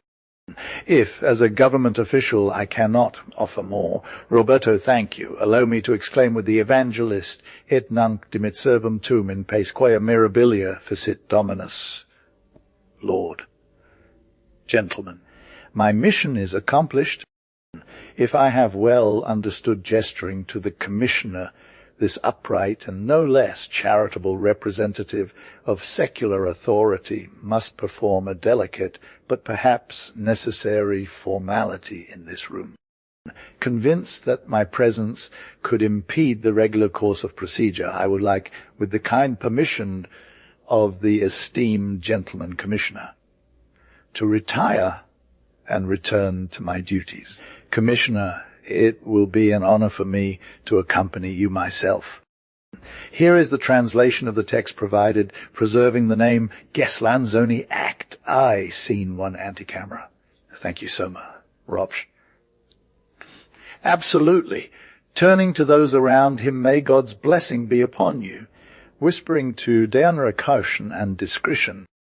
Loudly over you and over your children for all eternity. Exits with the commissioner. As signa to a nearby person, there's something suspicious here. Dean. Whatever happens, let's not get involved. If I could slip away. Cummis. Enough chatter. To a guard, secure him. Turning to everyone, Madame Baroness, if you would be so kind as to introduce me to your apartments, I will see if anyone suspicious is hiding there. As for the rest, they are in custody. Whoever wishes to leave is free. Deianira and the commissioner exit from the left door. Frontino remains in the back of the scene, guarded by a police officer. Jack, I don't know. Should I follow her? A lady, give me your arm. Fifina, let's get out before things get worse. Everyone exits.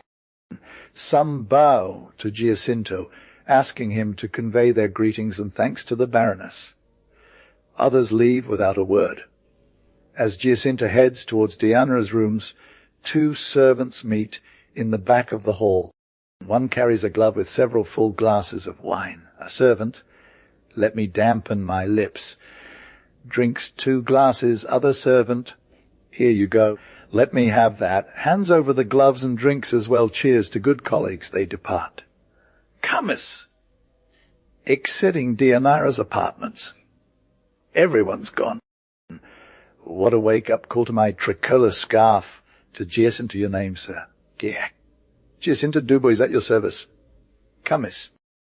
I will have written your name on my Pauli portfolio. She will be kind enough to present herself at the police station of the 1st District before noon tomorrow for questioning.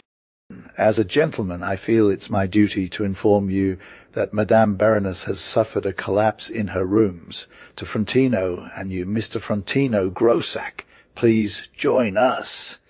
Frontino exits, terrified between the guards. The commissioner follows. Jack. What kind of scenes are these in Paris? But the Baroness is collapsed. Let's rush to help her. If this lasts, perhaps I will have the courage to tell her to try. Dian. Commissioner, Jack.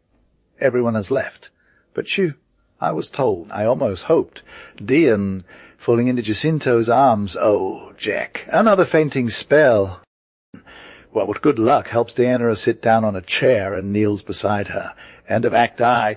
Act I, Scene 1, Hotel Courtyard. As act in Act I, Tommaso Cavallo entering from the right. Tom. And you would be so rude as to try to put me on trial. Cav. I've told you and I repeat it. Tom. That would be true blackmail. Cav. It would be the most just, or rather, the most legal thing in the world, legally speaking. Come on, Mr. Tommaso. Weren't I the Attorney General for that poor soul of your brother? May God rest his soul. Now, the papers still in my hand speak volumes. Here is the translation of the text, preserving the name Ghislanzoni. Marco held, at the time of his death, a cash capital of 10,000 lira, a well-established hotel, and the nominal value of 13,500 lira registered landholdings 2 years ago. In his will, he appointed his son Giacinto as universal heir. That fool chose to throw himself into a life of adventure rather than staying calmly at home eating secure bread. You took advantage of the absence of the nephew to seize control of the hotel, and it is said that you have mortgaged various plots of land which belong to the absent owner of an unknown residence. you will understand that my conscience, sense of justice, and honesty compel me to act. Tom. Do you want to lose me? Cav. On the contrary. If my intentions were hostile, this lawsuit would already be underway, and your name and reputation as an honest man would have already been tarnished. I believed it best to warn you, to keep you on your toes, and I have always waited, as I do now, for a word from you to set my papers ablaze and to restore my esteem and friendship with a firm handshake. Tom. Ah, your esteem, your friendship, and who told you, Mr. Cabot, I hold them dear. Cav. Mr. Thomaso, with lawyers, one must not joke. Tom. Mr. Troublemaker, get out of my way. Cav. If this is your final word, we shall meet in court. He tries to leave. Tom. To himself, it's no use. There's only one way out. Calls him back Mr. Cavallo. Cav. Returning, did you call me? Tom. Forgive me. I have a bad temper. Cav. Mine, conversely, is the sweetest, most flexible character imaginable. Tom.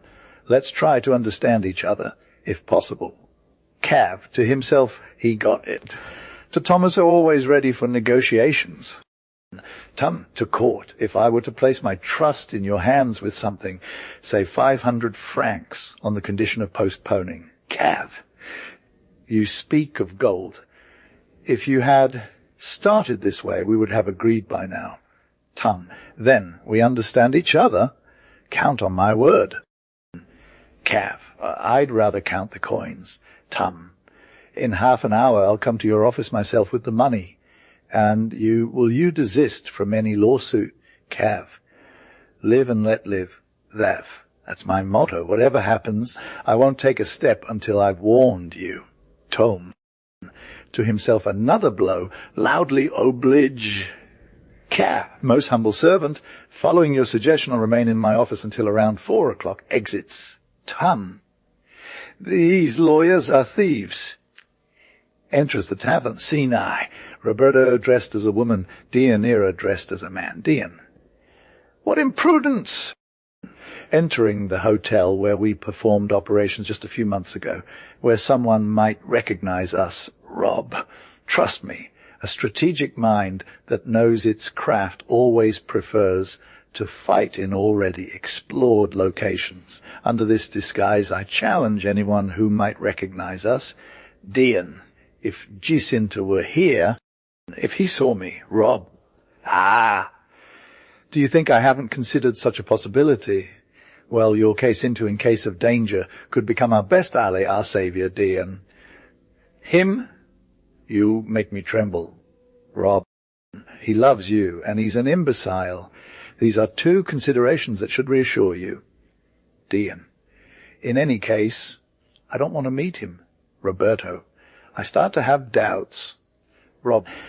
Here is the translation of the provided text, preserving the name Ghislanzoni. Scene I. Deianira's calculation. But my calculations cannot be wrong.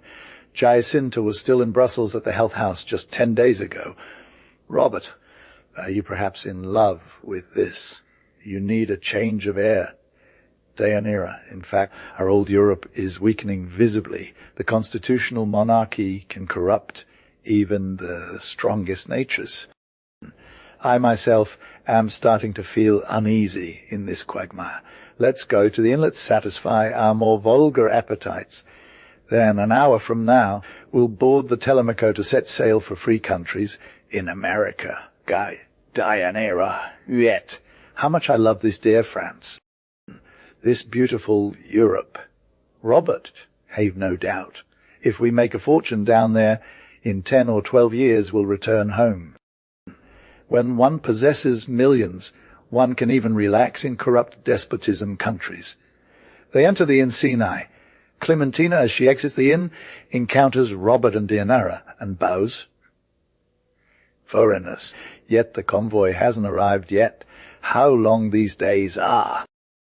Every morning I get up hoping he'll return, and every evening I lie down with the bitterness of disappointment. She produces a letter yet in his last letter. Let's see. Reading. In a few days, thanks to the money you sent me, I will come to embrace you, my good angel.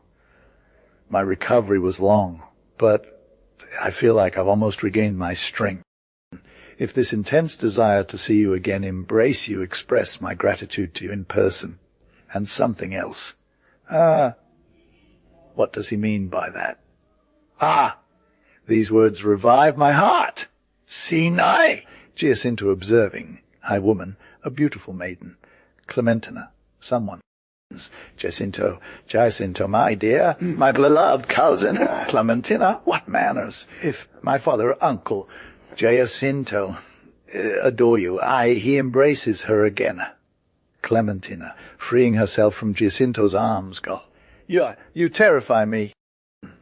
I'll run to tell my father the good news. Giacinto, holding her back. That's fine. Give him a kiss in advance on my account, this one. He kisses Clementina on the neck. She screams and runs into the inn. Scene in. Giacinto, poor girl. Always timid, a true provincial girl. 3 months ago I was also like her. But now, after instruction, after the practice I had with that Parisian serpent, Deanira! You've peeled me right down to the bone, but now I can say I'm a man. Scene V, Tommaso to Giacinto. Is it true? My nephew? Giacinto, embracing Tommaso, dear uncle. Clementina observing. He learned to embrace with such force. Tommaso, it's high time you returned. If only you knew. How many crises, how many sacrifices, not true, Clementina, to set up your affairs. After the misfortune that, Clementina and I rushed, here we abandoned our home at the mercy of a factor. And you know how thieving factors are. It doesn't matter. He told Clementina, let's run to Navier. Let's try to save as much of his assets as we can from that scoundrel, that dear boy. We wrote to him no response. Later, we learned of your illness. Here is the translation of the text, preserving the name Ghislanzoni. My first thought, not true, Clementina, was to fly to Brussels to provide you with some assistance. But we weren't entirely certain. We didn't know, is it not true, Clementina? We didn't know if you were truly there. Someone wanted us to believe you had followed in America, that dear caravan. You understand me? Enough. Let's keep the hotel open. I said let's not compromise the business. It would have been wise to spend between 5,000 and 6,000 lire on repairs, isn't it true, Clementina? That rascal Cavallo, he insisted on getting involved. Be careful, my dear. He's not a man you can trust. The many missing silverware pieces and valuable items from the hotel upon your father's death ended up in his hands. Not a single silverware item was found in the safes. I had to send those few that I owned from Montpellier to cover our needs. It is indeed a cruel thing to die. The hours spent between agonia and burial for a gentleman are, even in the most honest homes, an orgy of thieves. Jack, we'll fix everything you'll advise me. You'll help me. Tom, you'll find the records in order. I can tell you now that with 10 our 12,000 lire, our accounts will be balanced. Your father owed me 8,000 lire for the guarantee of that Bagdu. You remember, Giacinto. Now, deducting the 600 he advanced to me. For the carriage, Jack. To Clementina, Clementina. Would you keep me company while I have breakfast? Clem, with pleasure, cousin. Tom. Well done. Go right ahead. To Giacinto, make yourself at home. I'll be back in a moment. I need to settle some accounts, and we'll be right back. Giacinto, arm in arm with Clementina, enters the inn. It's time for me to sort things out with that lawyer thief. He takes out his wallet. There's no skimping. After counting the bills. That's fine. I promised 500 lire, but here you have 2,000. He quickly puts his wallet away, but it slips from his garments and falls to the ground. He exits. Scene by Frontino with dishevelled clothes, pale and exhausted. Front. Advancing guardedly the cobblestones filled with coins on display in bankers' windows, and the smells of food wafting through the windows toward passers-by, these are the two most immoral things I know. Since the day I was sent back from prison for insufficient evidence, I've always resisted the temptations of gold. But every time I happen to bump into hunger while passing by a street filled with air that has kissed a pot, my plans for honesty fail. Why did I enter this hotel courtyard? For a weird smoke infused with aromatic essences, which awakened in my nervous papillae the memory of an excellent breakfast poursan. Now, what do we do? Divine virtues, assist me.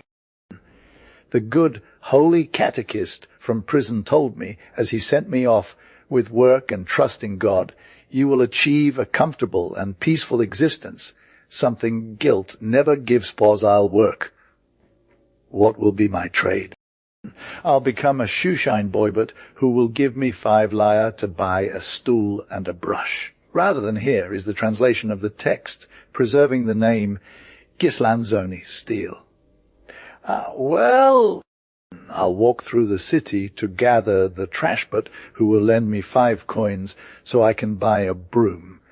And first of all, after 48 hours of fasting, who would give me credit for a loaf of bread to restore some strength. Sees the wallet, a wallet.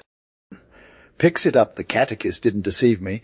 Providence helps an honest man. No, I won't unwrap this package.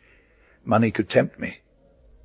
I'll deposit the wallet at City Hall, and according to law, they will refund me the appropriate compensation. Attempts to leave. Scene V. Tommaso, Frontino tum. Pollarded and gasping before leaving, I counted the coins. Looking at the ground, I can't have lost it here. Front, stepping forward, sir. Temem? Who's there? Ferenti.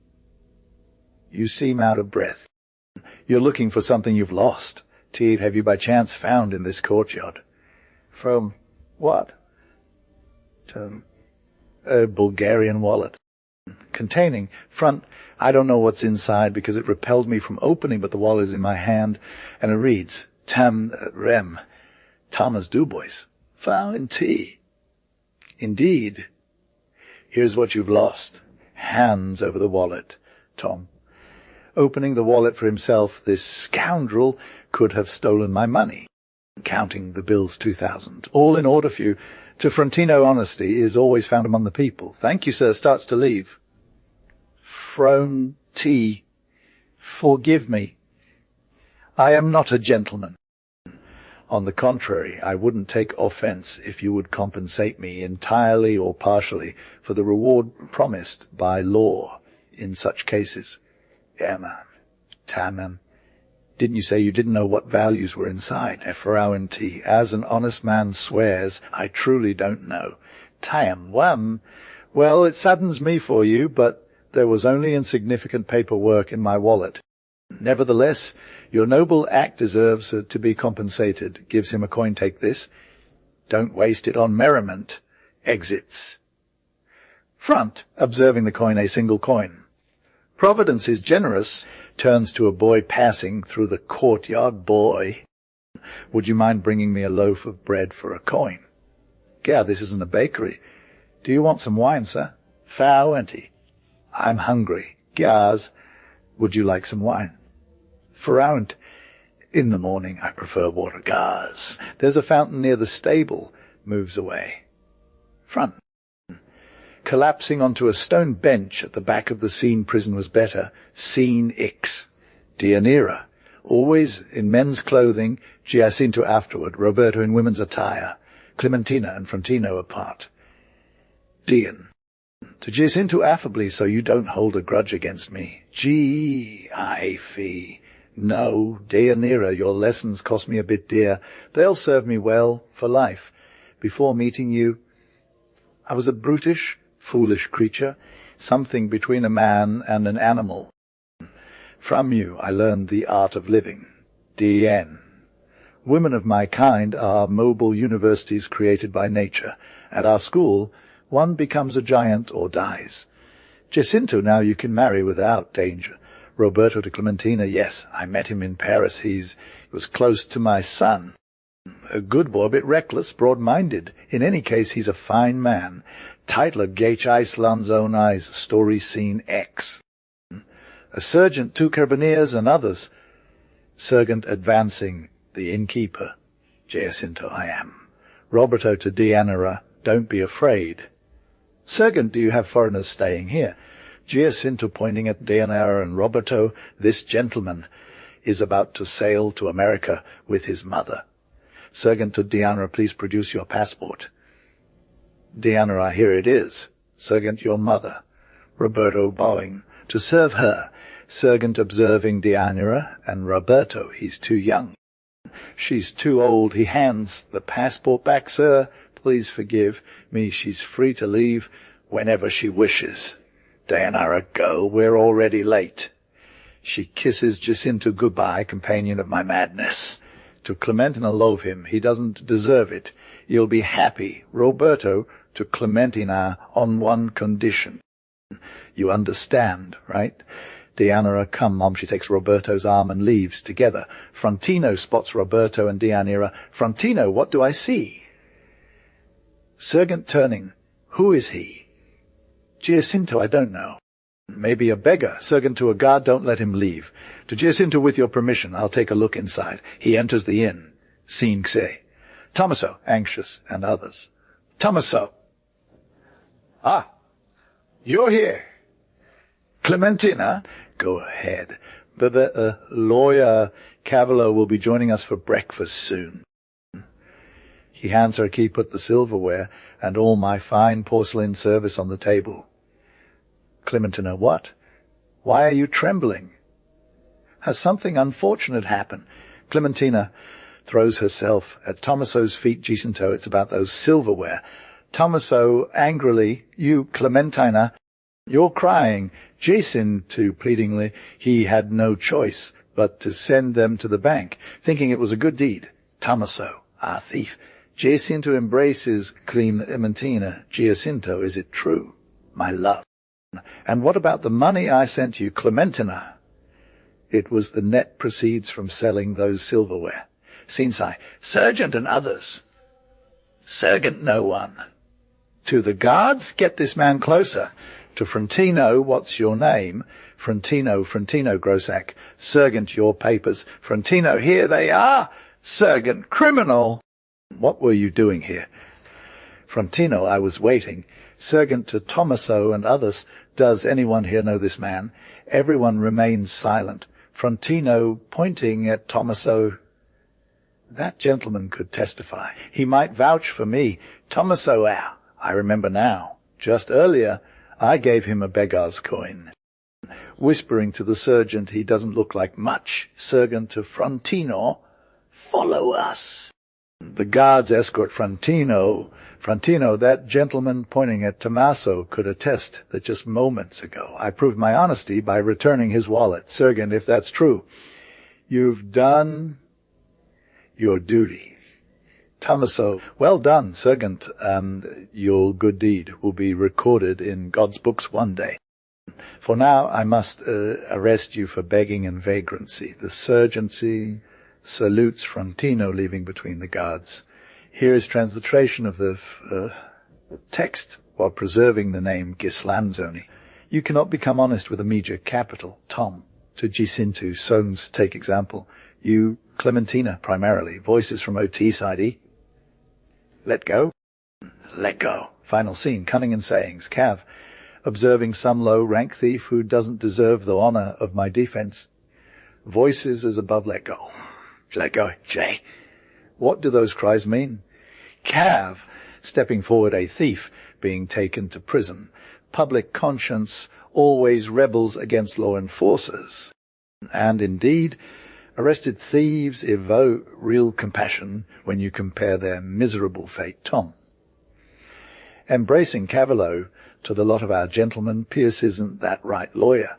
Addressing the small group, let's watch out. From public safety guards, end of the play. Will is power, novella. A certain Stutchy Thomas O'Day from Arona had casually read a book by Lessoner, where, with many examples of old and new times, it becomes clear that will is power. Will, it's done in an instant. If wanting so much helps, it would be foolish not to try. I don't ask for honours, no titles or favours. I'm not proud of glory, but I want to get rich. Choosing a profession no longer embarrasses me. I open a studio on the square.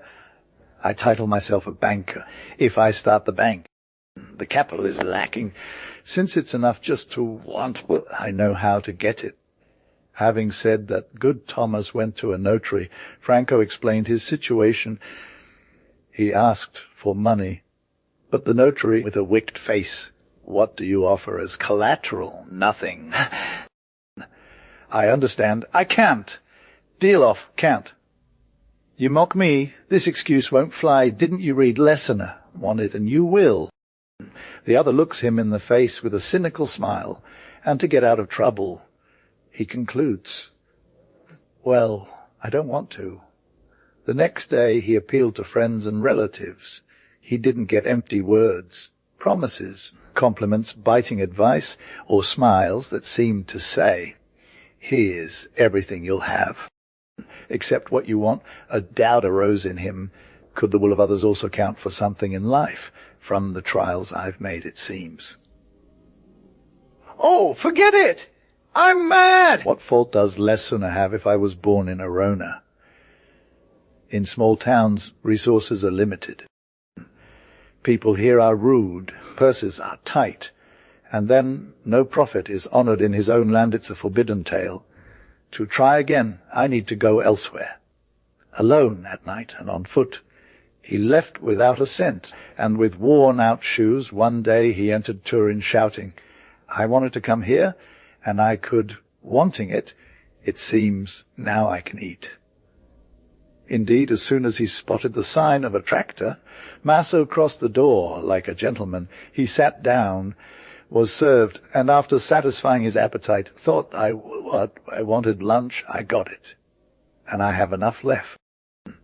But when the waiter came to bring him the bill, it seemed that wanting was not as quick as having the power. The server waited for a while, then asked, "Would you like more?" "Now, my dear, I'd like..." "What?" "Money." "Money, of course. You know that words today are worth nothing, and to pay money is needed, or rather, how could I get money without wanting it?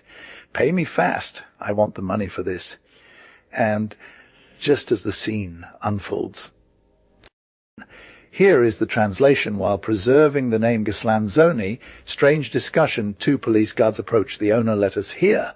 What happened? Thomas calmly replies. The argument sparked a proverb, and anything can be done if one wants to, he says, and I intend to add my own example. I came to Turin on foot, and I made the journey here. I wanted to enter, so I entered. I wanted to eat, so I ate. And now, without money, it's only natural that I want... Of course. I mean... Follow me. The criminal will be having dinner at our place tonight. The house is filled with people who have wanted, but could never afford. This unfortunate man was kept in jail for a month, and then he left Turin, returning to his hometown, where others' wishes were so against him that, tired of suffering, he cried out. He wanted to die. Fortune, though, is not deaf to desperate cries. Among old iron bars and tattered rags, he found a nail and some rope. He nailed the nail to a wall, tied a knot in the rope, placed his neck in the noose, and gave himself an ultimate collapse. So Thomas left this world, perhaps convinced that when one wants to get out of trouble by hanging themselves, it doesn't always work, but sometimes can. Index part I, the art of creating debt's reason for the work, 1 general principles, 7 natural dispositions of the borrower. 12 the victim, 19 the sensitive chord, 43 the order of the borrowing loan, 58 creditors, 666 epaulette notes by Zeffirino Bindolo, 81 part I, All Thieves Comedy Author's Warning, 105 characters, well 11 act, 1 and 13th act I, 142 act I, 179 part I, Will is Power novella, Will is Power 205. Bowing affectingly, most humble servant of the Baroness, D.I.A. Roberto Faron T. At your service, Madame Baroness, D. A.N. Extremely fortunate to meet you. Or B. What good wind has brought you to Etet Fair? D.N. A most favourable wind without a doubt. When those two bright planets known as Roberto D. Foy and Deianira D. christen meet and collide. GIAC lady's lunch is served, seeing Deianira. Oh, the beautiful lady. I was just coming. Or OB. Move along, Frontino, since our excellent lady permits it. Dian, a moment. Wait. Turning to Jacinta flirtatiously, come here, dear boy. Who are you? GIAC. The son of the owner, to obey you, to himself. The Baroness.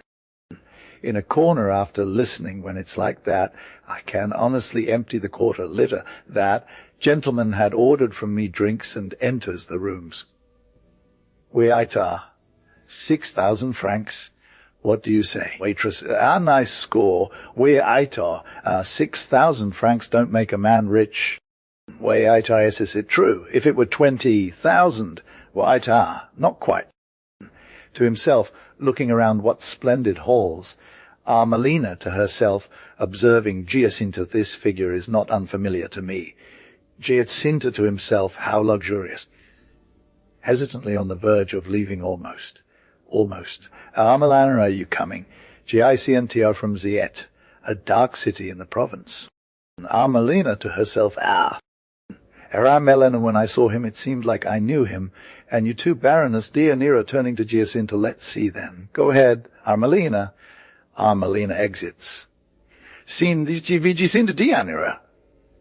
Giacinta Baroness, Deianira bowing, sir. It seems so.